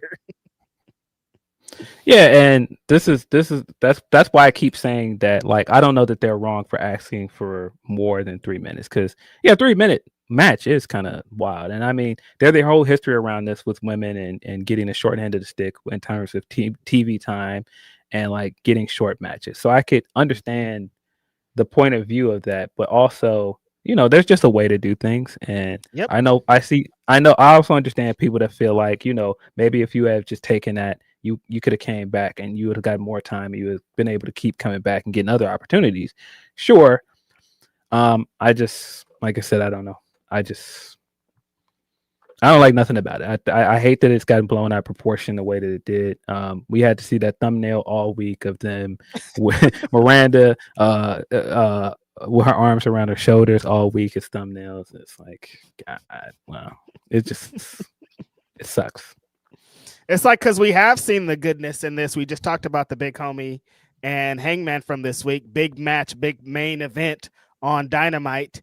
But his first match, he lost in like 9 seconds to Orange Cassidy. And like, he could have been like, fuck you guys, I'm not losing in 9 seconds, and we never could have seen him again. But he did that. So it is like, sometimes you got to take the shit to get the gold. But sometimes if you want, you could just tell them to fuck off. I don't know. Yeah, I mean, usually you have the ability to do that when you have some leverage and you got other things going. You got other things lined up. It's kind of hard to do that when you have the leverage. That's all. Well, it's another deeper, darker criminal link on to how the attitudes of people that have, I'm not saying these Nixon has it, but the attitudes of people that have worked for the WWE or NXT and how they move when we hear that they're charging $3,000 and $5,000 and $10,000 for indie appearances, and they think in some cases wrestlers move like, I've wrestled in the biggest show, I'm not going to succumb to your bullshit because it's not the biggest show shit. And something that they would take in WWE, they are not taking in any other places because they think that they have this leverage and this privilege over other people. I'm not saying that's what she did, but there are people moving like that. So there's so many factors that could play into this. Yeah. When I was working in corporate and You have people that worked at these big firms like JP Morgan or like a Wells Fargo, and you come Mm-hmm. to a smaller investment bank and you come there and you think you're going to get all of the same amenities that you had over there. It's like a lot of people in office would call it big firmitis, and so Yes. that's what it feels like. Big firmitis, like you get from you get from the biggest company there is. You think you can come down here and you're going to be able to do the same kind of things or say the same things, and it doesn't really work that way here. And Great point. unfortunately, there are some WWE wrestlers that have done that, and it's given anybody that comes from WWE this stigma, and that might not always be the case. No. And that's why I was saying earlier when people are like, "Oh, if you're over there, don't come over here now." Like I know people talk like that about Shotzi and some other people, and it's like, yeah, but you have examples of WWE wrestlers or people that went to WWE and then came to AEW and it worked out, like Joe Yep. or Swerve or Tony. Yep. So I don't think you could paint everybody with the same brush. I just think that unfortunately, big firmitis is a thing. Big firmitis is definitely a thing. So if I got big firmitis.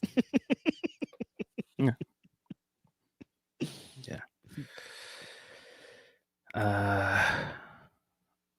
Tony continues. He says, "High End has been eyed by a lot of places, but I feel like her actions with AEW may have gotten her close to a full-time contract as well. Now, LOL TNA. This isn't Hogan/Eric booking, but damn, it's just as bad. Now, first, congrats to Cass as a TNA OG, but this busted open radio, that's heat booking is bad. You once again pissed your loyal fans off in under 3 months. Then they try to brush off fans' anger and use it for a storyline, which then pissed more fans off. To quote Luke Owen, this company. Yeah, I don't. Like I said, I don't get it. I don't get what is the benefit of doing this? How did this help Mike?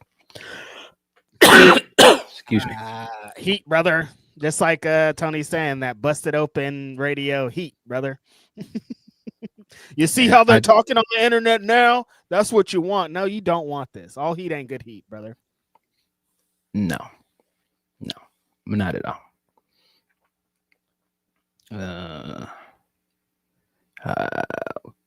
Got a few more. He says, before I forget, some more Blood and Guts live things. I don't know if they shown it, but Megan picking up a limp Mercedes over a shoulder had us laughing. A family I talked to after the show, the son said he needed therapy. Jokingly, it seems they had a good time. Yeah, man, this was a great show to be at. I saw a lot of people that followed that went. Like I saw Lyric went and a few other people. Mm-hmm. Yeah, a bunch of supporters and people from the chat and from the wrestling space were out there. Seems like they got a pay-per-view quality show, so shout out to them. Yep. Tony said they had me debating to go to Full Gear again this year. Now with that, time to help my dad move. Also, hope Black folks learn again, gatekeep our cultures from people like Rory. If they have shown past history like that, everyone have a wonderful weekend. Bye. Yeah, Rory is in a tough spot because, white people in the hip hop space, you got to be careful how you move in general. Because a lot of people try to point out to him in this space, like you're a visitor in this space, like you have the privilege of being in this space. And so you just gotta be careful with how you move, man. And I don't think the guy is racist. I don't think that he handled like the spaces and everything well, but I do think also this was people just intentionally trying to do this to get him out of here just because they didn't like his opinion. And we've seen that because my big joke after all of this happened, I was like, dang, I thought this was just a wrestling media thing where, oh, you're biased, so I'm going to go try and find some old tweets or find something to get you out of here. That's what this felt like. And it could just because I'm on the other side of it as a podcaster. And I've seen this be done to other people like Sean or other peers. So I was like, oh, I've seen this move before. I've seen this tactic before. The funniest part is like people calling him racist, and I'm like, the thing is he was telling all these jokes to his black friends though. That's like the bit, like he's surrounded by black people telling these jokes. That's why he's telling these jokes. Like there gets to a point where people in his position that grew up around black people, they feel like they're privileged and they can say and talk like that because they feel like they earned it. Like, yeah, like I've been around. You don't know me. I grew up in blah blah blah. So they feel like I can tell these jokes. I can be this, and I can exist in that space. And it feels like in the space that was a little bit of what he was giving up. Like he didn't feel like as that much in the pod, but on the spaces that kind of like dismissive, condescending type shit is like, I've been in the trenches. I can do and say whatever I want. But then when you get humbled, you realize that's not how it really works. I think it had that energy of, well, y'all know me, like, or yes. It's like, no, these people on the internet don't know you. Your friends know you, or people that have been around you, they know you. These people don't know you. They don't understand. They don't know what you mean when you're saying that. They're just reading it as like you think you can come in this space and kick your feet up and do stuff like that. Which, yeah, but I do think it's very telling that everybody, even people like Joe that don't fuck with him anymore, are like, nah, he's not racist, guys. Like, because when you really think about it, like Joe has no reason to say that. No, with anything, just the way that their split happened, right? Yeah, he could have easily jumped on the podcast and kicked his back in. Been like, I told you, I've been saying this, but no, he did not do that. Yeah, the academics thing was extremely corny. I don't know if you saw that. I was like, yeah, nah, that's not funny at all. Don't do that. I don't. I keep thinking that something's gonna happen to Ack. I don't want to wish it on him, but I keep thinking something's gonna happen to this dude because you're playing too much. I don't want anything to happen to the guy either. I'm just like, how has he gotten off so long with talking like this? And like, I understand because every time he talks to a rapper like this, nothing happens, and I'm like, he's gonna keep doing it if nothing keeps happening. Playing with fire. If you know your Rory lore, I'm sure there's some people watching this and all this keeps coming up. People are like, who is this Rory guy? Who's Rory? But but if you know your Rory lore, him and Ack have beef. And they've had beef for a long time. Ack thinks that Rory came to his house and put a card on his door, and so he's been mad. Yeah, he's been mad at him ever since then. And so he posted some pictures of like Rory out in the wild with his kid, and like it looks like he's like stalking him and like taking pictures behind him. Nah, none of that's don't do that. Yeah, apparently he hired a PI to follow Rory or some shit, and that's how. Yeah, this sounds disgusting. No. You playing with fire with certain stuff like that. That guy, and I mean, all the pictures are him out with his daughter. Like, nah, dog. That looks crazy. And like I said, I just think, again, just off this music shit and just off of like, hey, you don't agree with people's opinions? Don't do that. Yeah, and the other funny thing before I move on, I saw a lot of people on the Kendrick side that started this that were mad at him that are running with it. But I was just like, do you guys remember earlier this year when y'all were saying like this guy's biased? But it was the other way around. All of the Drake stands were mad at him. So now both fan bases don't like him, but he's somehow still biased. Like, I don't think that works. But that's also why that's reminded me of wrestling media, because people will jump all over Sean and be like, oh, well, you guys are getting a check from Tony Khan. But then when he does something else, oh, y'all are fed pilled. It's like, well, which is it? Can't be both, man. It doesn't work. It's not both. Yeah. Just, be careful, man. If you're on a podcast and you know that you're sharing your opinion a lot, maybe look over some of them old tweets and get rid of them. Delete them tweets. Cool. Delete them tweets. Delete them tweets. So don't wait till somebody finds them. Get rid of them. Because everybody has said something crazy somewhere that they probably shouldn't have. Of course, I'm not using that to downplay some of the Rory tweets, but listen. If you got something big coming up and like you're getting a big opportunity, maybe, get rid of some of these tweets, get rid of some of these accounts or something that you don't want out there. Yeah, it's cool.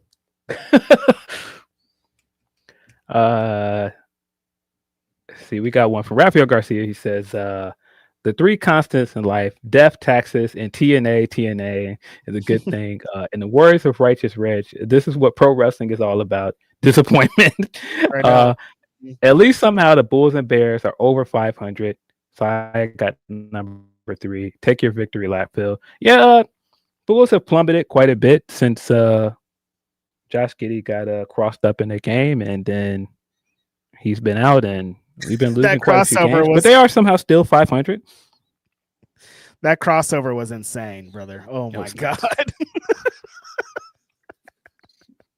That was nuts. As soon as he landed, I was like, whoa.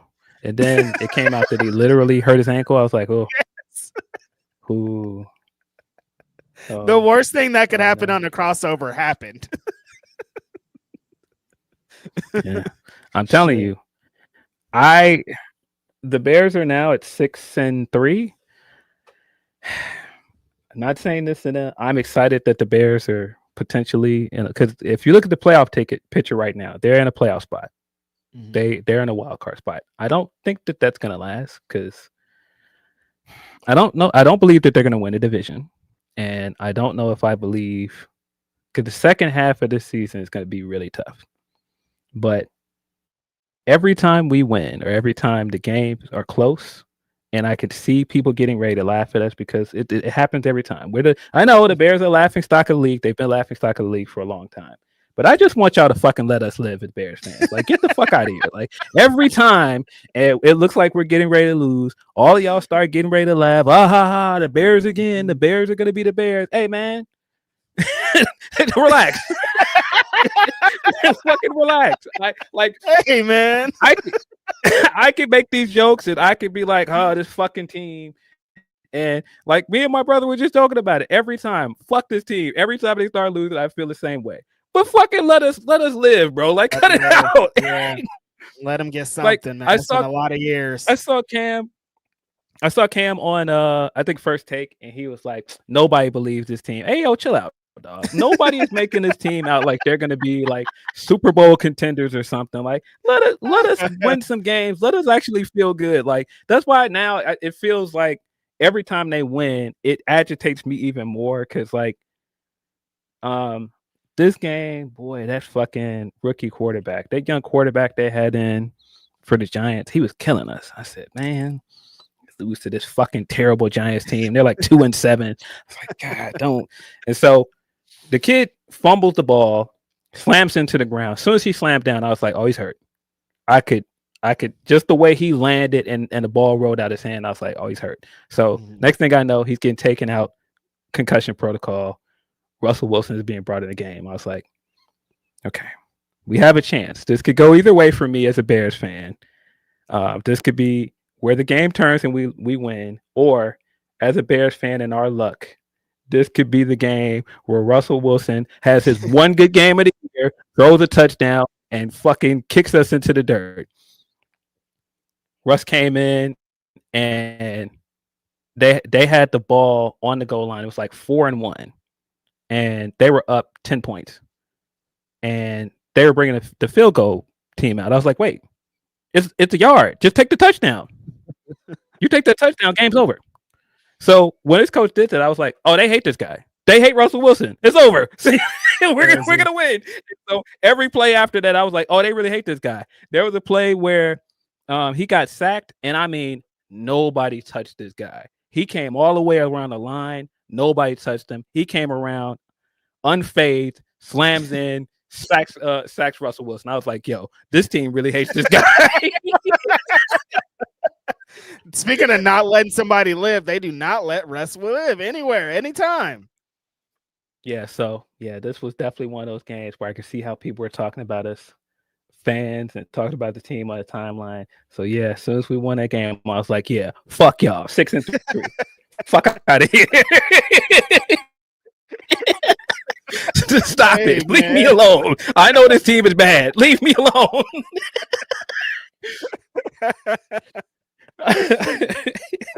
I know sports in this team, in this city is miserable. Let me live. Don't have to keep telling you. Don't have to keep being like, hey, maybe he forgot. He did not forget. Bro, we stay stressed out. Bro, Jenny knows. We stay stressed out at Bears fans. We don't need y'all on our neck every week. Bears are going to be Bears, poverty organization. Like, hey, man, I'm not trying to hear that from no Giants fans. Y'all suck. The team sucks. Like, bro, Jets fans are crazy. Like, bro, you a Jets fan. Like, get out of here. Yeah. Legit. Yeah, it's certain fan bases. I just will not allow y'all to talk like that to me. Cowboy fans too. Knock it off. Y'all have not won since the 90s. Cut it out. Mm-hmm.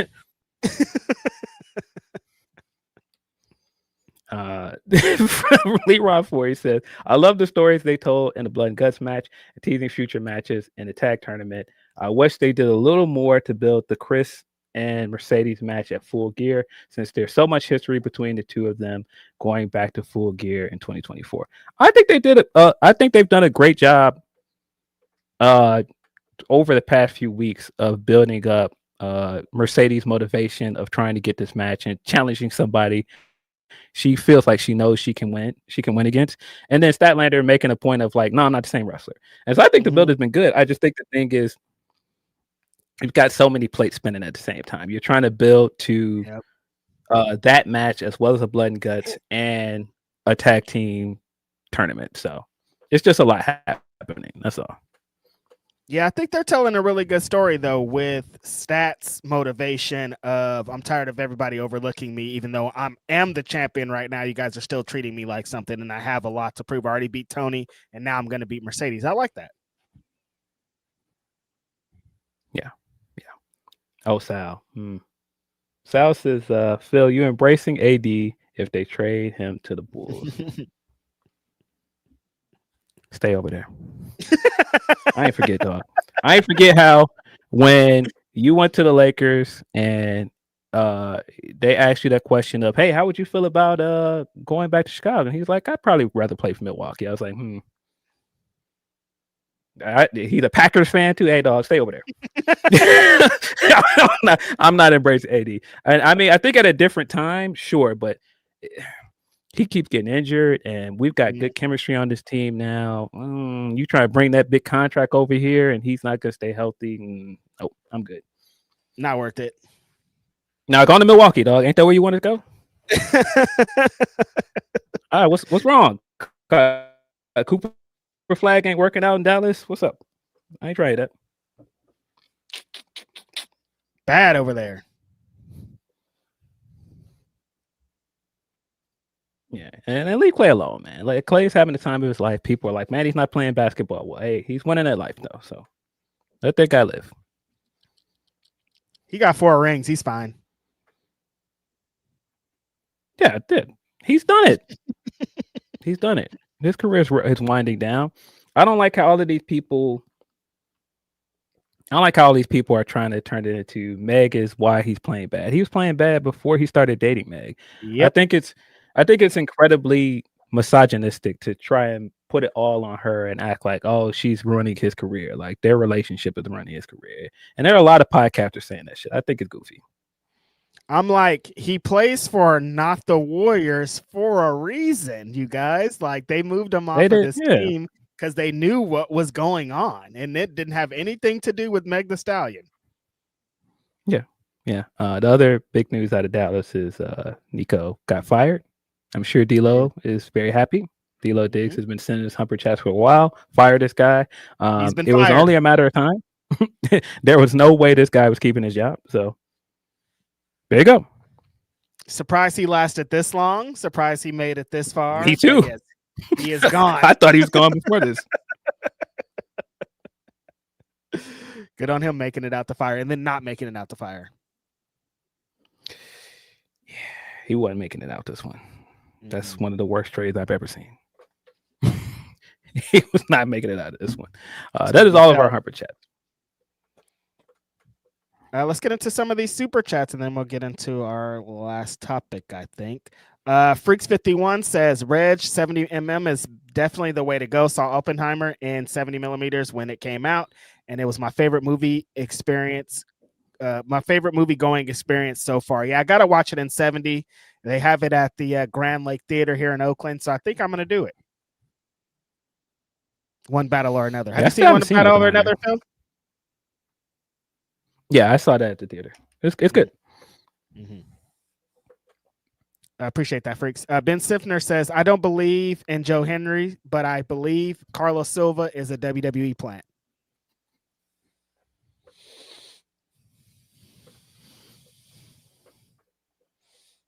Informant.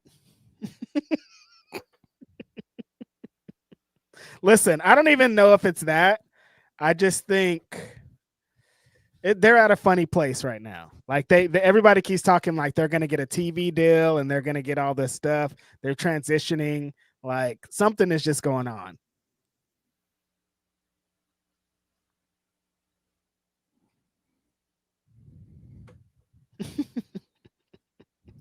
I appreciate that, Ben. Joseph Molina says, LOL TNA, the number 2 company, baby, with the shit emoji.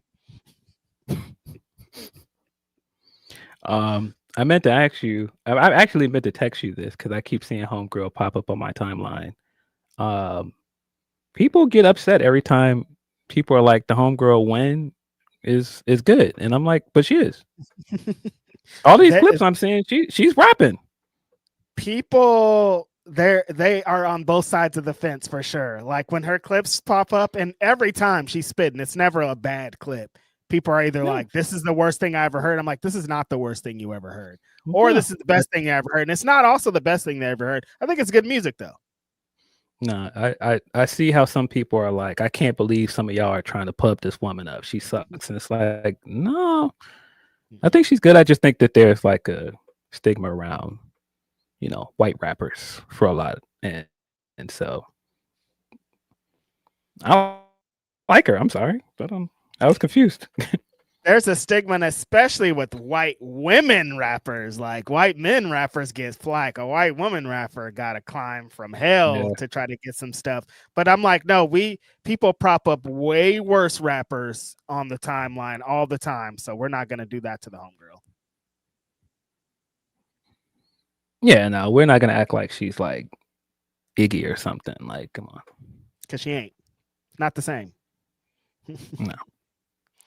Ben Sifner also says Jericho's a carny like most pro wrestlers. Well, yeah. Yeah, look. This I went over here, had a good run, it's another opportunity over there. That's how it goes. Bags, resume building. I'm not even mad at him, honestly. Of course, that's what he's gonna. It's Chris Jericho. Nobody's surprised. The homie Leonard Aaron said, got to give TNA props for going full on 2000 WCW. They go away for a month, come back, and rip the title off Santana. Old Yeller them already. They're the number 2 company, though. Some would say. The problem with Leonard is people have been saying Old Yeller them since 2002 when they debuted, and they're not. They're just never gonna die. They're like the cockroaches of pro wrestling. Like even an atomic bomb can't stop them. TNA's like we never get in TNA interviews. They don't want to hear about it. They don't want to look at us. Listen, the game is the game. Yeah, I still want to interview Leon Slater, man. What's up? Me too. What's up, Leon? I'd be very interested in that. Shout out to the Rascals. I was watching the TNA show last night too, is the funniest part. And it was fun. Yes, the Desmond thing is interesting. Desmond's back over there, and he's not Wesley. He's still going by Desmond Xavier. Fightful Select reported today that he's not under contract, and yeah, I don't know what's going on over there. I don't understand what's going on over there at TNA. It's like they have the tools to build like a sick future company with like some heavy hitters, and they're like, nah, we don't. We just barely care about those guys, though. That's weird.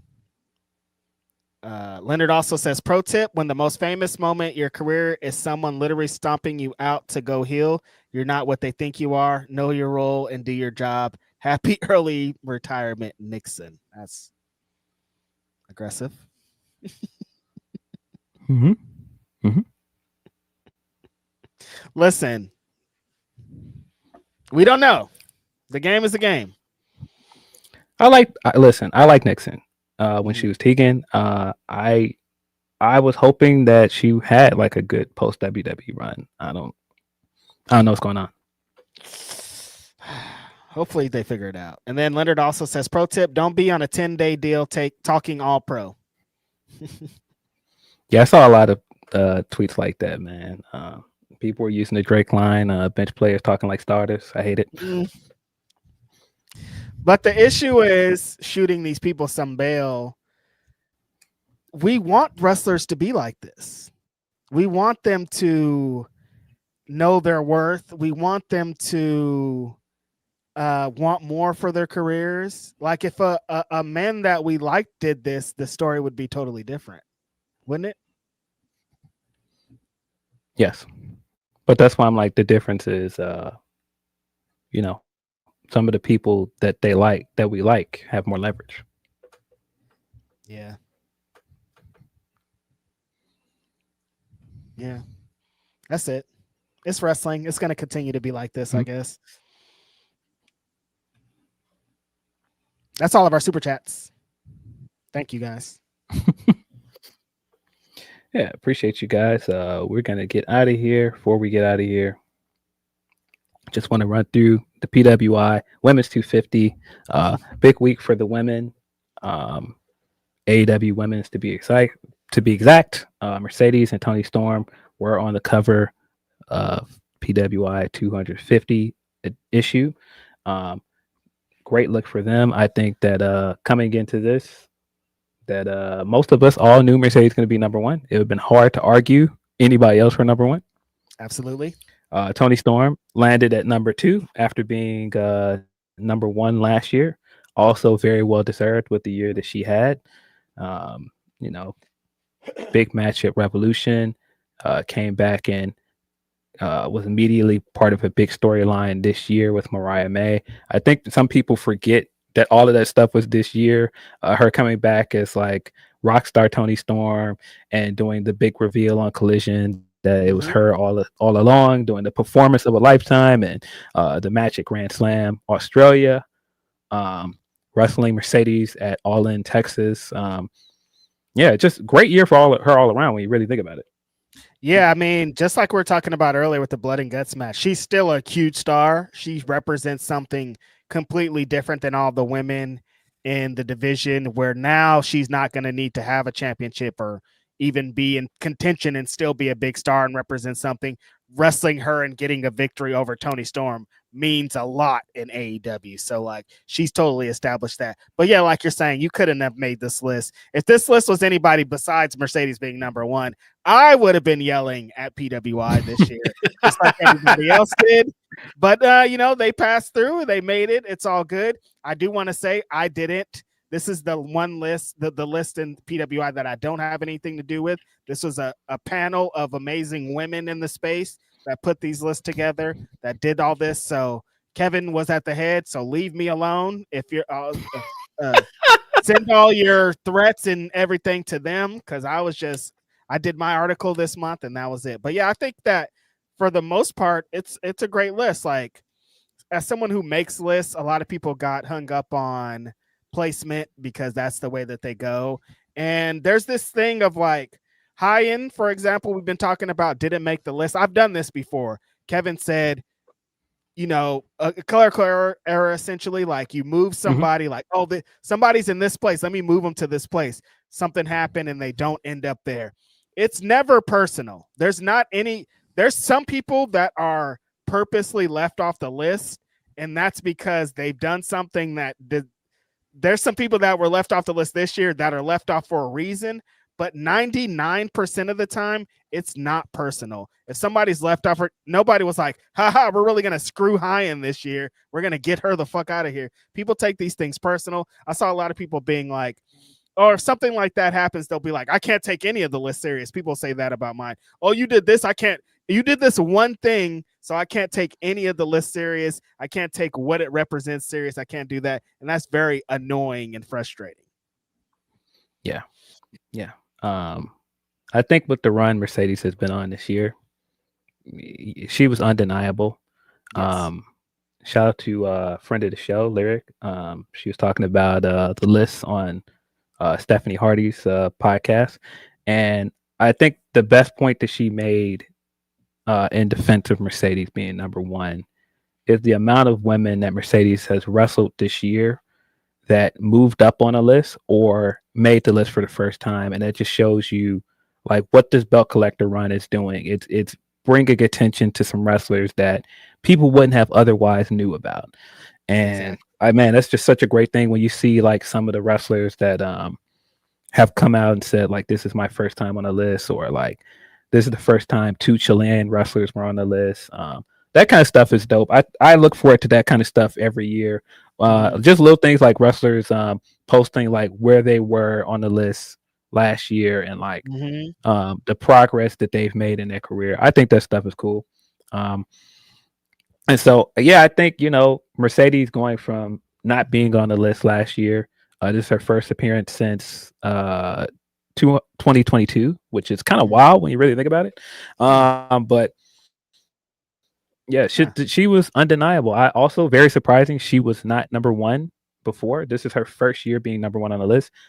So at this point, all of the 4 horsewomen have been number one at some point. But I think now when you really think about it, I don't think she was ever really booked consistently well over in WWE in a year to be number one. Like, I think this is really her most successful year as a wrestler, and so it makes all the sense in the world that this is the only year she's been number one. Yeah, when she's actually being used like she should be and given the opportunities and being put into the positions and excelling, now it makes sense, because there was a couple of those years that I thought she was the best, but they were still like you couldn't put her over Becky on some of those years, or even Charlotte with like the accolades and the things that they had. Like, but now she got all the accolades, she got all the fanfare. Like you're saying, there are women that are on this list because of their connection to Mercedes. So like what she represents now is completely different, and it's a well-deserved. There was some controversy with the people themselves with how the magazine was laid out on the cover. Mercedes herself has not one time used the actual cover. She has used a fan-made cover every time. So there you go. Yeah, I do think the fan-made cover looks better. I do think like that image of Mercedes with the number one up and the TBS title on, I do think that makes more sense for the cover. But you know, Mercedes basically being like, yeah, no, this is the cover now. It's hilarious. Her fan base is doing what I expect them to do, because the crew moves like that. They move like the Navy in a beehive. So that's a fact. Listen, I don't want no smoke. I like the cover. Hey. But you brought up the best point about it, I think, on Ask Grapsody, Phil. Mercedes and wrestling media, she just not a fan, no matter what it is. Like the best wrestling media, she still hates them. She just feels like they're all dirt sheets and they're all against her, and she's still moving. Like PWI isn't her favorite thing because it's a wrestling media publication, so she's still moving like that. Yeah, very, very old school way of looking at things. Like some wrestlers are just always going to see all wrestling media as the sheets, and you know that's what it is. It's but just yeah, like man, the hip hop. The same thing with hip hop. Elliot been talking about that, on how some people are never gonna like media because media has historically been the ops. They've been the people that talk shit about your newest record. They've been the people that go against you, and a lot of people still move with that same way. Yeah, for sure. But yeah, congratulations to Mercedes. Well deserved. I think I have the list in front of me. I can go through the top 20 real quick. Mercedes was at number 1, of course. Timeless Tony Storm. Number 2, Saya Kamatani from Startup is number 3. Well deserved for her as well. Big year for her. Phenomenal matches this year. She had the big match with Tam Nakano earlier this year. Tam Nakano's retirement match. She's had a strong run as World of Stardom Championship. Had a great match with Shuri recently. Is now a double champion heading into Wrestle Kingdom. Sorry, not Shuri. Suri. She has that match coming up at Wrestle Kingdom. Well deserved. Tiffany Stratton came in at number 4. I saw a lot of people like, how did she make number 4? I mean, she was undefeated for most of this year. The only loss that I can think of she had before Jade was the Stephanie Bakir match. Mm-hmm. And she held the belt for over 300 days. So I think it makes sense for her to be top 5. She beat Charlotte at WrestleMania, man. She got a crazy ass resume. Yeah. Big resume. Yeah, I think she had a strong enough year to be in the top 5. I didn't understand why people were so confused by that. Stephanie Bakir also at number 5. When you really look at the year Stephanie has had with WWE, NXT champion, NXT and North American champion at the same time. First and only woman to do that. Came to the main roster, won a world title in her first year, won the big gaudy crown jewel belt this year. It's been a huge year for her. So again, another one made all the sense in the world to me why she was number 5. I saw a lot of people upset that both her and Tiffany were over Io Sky because I think the debate at one point was if it wasn't Mercedes that was number 1, it should be Io. Yeah. And my pushback every time was that although Io has had big matches this year, big moments, she's really had the best match on a good amount of pay-per-views this year. WrestleMania, WrestlePalooza, Evolution. But the big knock against her was always going to be the title reign. I thought that the title reign was underwhelming, and that was always going to be what made it hard to put her against Mercedes, who has multiple belts and who has had like all-time TBS title run. Yeah, that's what I was leaning towards with the Io stuff. I was like, Io's going to place high for sure, but I think other women's title reigns are going to take precedence, and I think that's what happened here. Right. And I think when you stack her accolades up this year, yeah, she's had great matches, great moments, but when you stack her accolades up against Mercedes or Tiffany Stratton's or Stephanie Bakir's, it's hard to put her in that top 5 with them. Right. And she deserves people to be aren't going to be there. happy. Yeah, I mean, in terms of like who she is, I think she's, one of the best wrestlers in the world for sure. But, on a kayfabe list, I understand why she's below those wrestlers. Right. So yeah, Io Sky landed at number 6. Athena landed at number 7. Sari at number 8. Naomi at number 9. Well deserved for Naomi. Very happy to see her in the top 10. I actually think she possibly would have been a bit higher if she didn't have to go on hiatus. But man, what a year for her, man. The heel turn and how that worked out for her. Winning the championship, Money in the Bank win, successfully cashing it in at Evolution, getting to have the big match at SummerSlam, and her dad played her out during her entrance, man. I mean, and she's been talking so long about wanting to be a mother, man. Just what an amazing year for her. Yeah, crazy accolades, padded that resume insane with some great stats this year. I think exactly like you're saying, if she didn't get if she didn't have to go out on hiatus with her pregnancy, she would have been higher on this list. But still, great place for her. And I think, the sky's the limit. This year, she'll be able to look back at when it's all said and done and be like, that was an insane year for sure.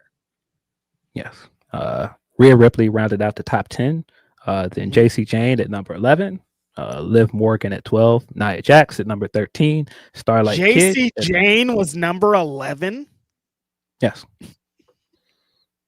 I mean, TNA Knockouts champion, NXT Women's champion this year. I think JC being over Starlight Kid is kind of crazy. Right. I mean, I think Starlight Kid should have been above JC and Nia Jax, but yeah. I mean, JC had a good year. I'm not mad at her being in the top 20. 11 is a little high, but yeah, that's fine. Starlight Kid came in at number 14. Lyra Valkyria, top 15. Lyra Valkyria has had a phenomenal year. Intercontinental Championship run, feud with Becky, even like the tag title stuff she's had with Bayley. She's ended up being one of my favorite wrestlers this year, man. And I liked her beforehand. I liked her coming out of OTT, but man, she's had an incredible year. Yeah, being able to do the dance with Becky Lynch and Becky Lynch continuously is putting you over is tremendous. But beyond that, she has every moment that she was in, she destroyed it. Like she was a great dance partner for Becky, and they did some great business. And I think that she shot herself into world title contention with what she did this year. So deserves to be top 20 for sure. Yeah. Pinned Io Sky this year in the Intercontinental Tournament. She's got some pretty big matches and big moments this year. So, right. Yeah, I think Lyra, actually, you could argue she deserved to be a little higher, but definitely in the top 20. Chris Statlander at number 16, Jordan Grace at 17, Mayu Iwatani at number 18, Mizuki at number 19, Blake Monroe rounding out the top 20.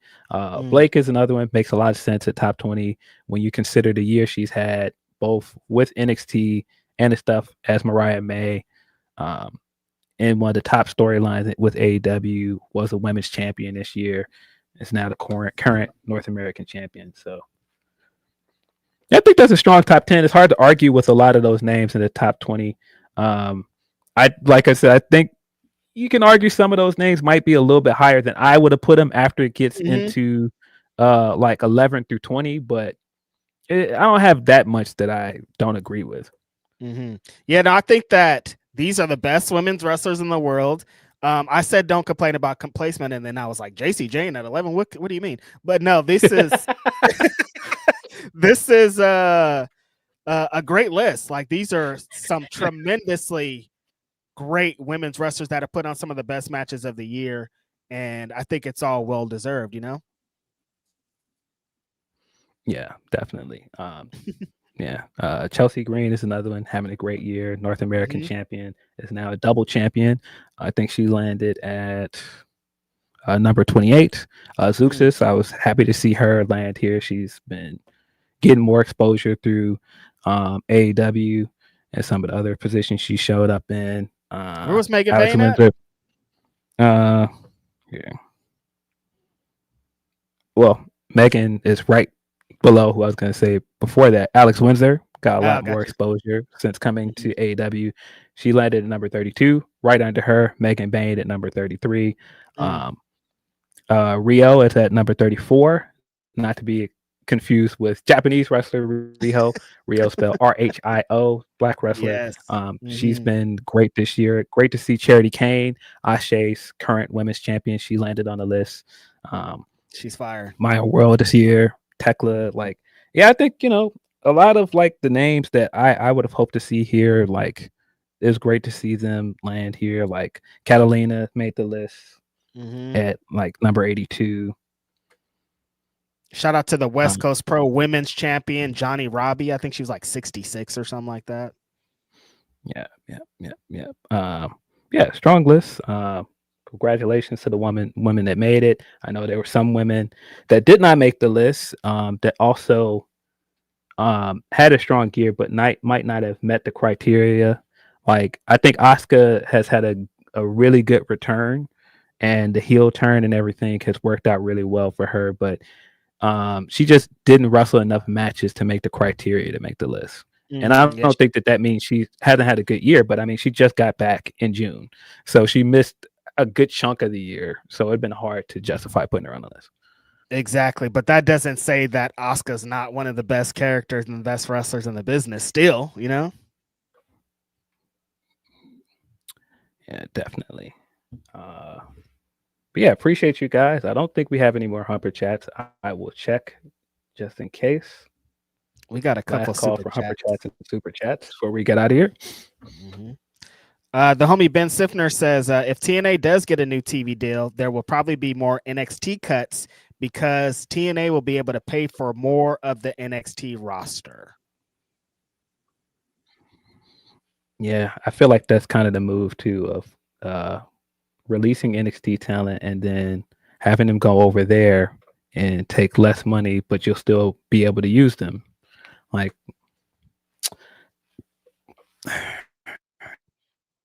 so, to work around, but they figured it out. Good on them, I guess. Like seeing, like I said, I was watching the show last night, and like they're doing bits with NXT, and then like Mara Sade's there, and she used to be on NXT, but now she's like, it's just so confusing as to where everybody is and where everybody stands.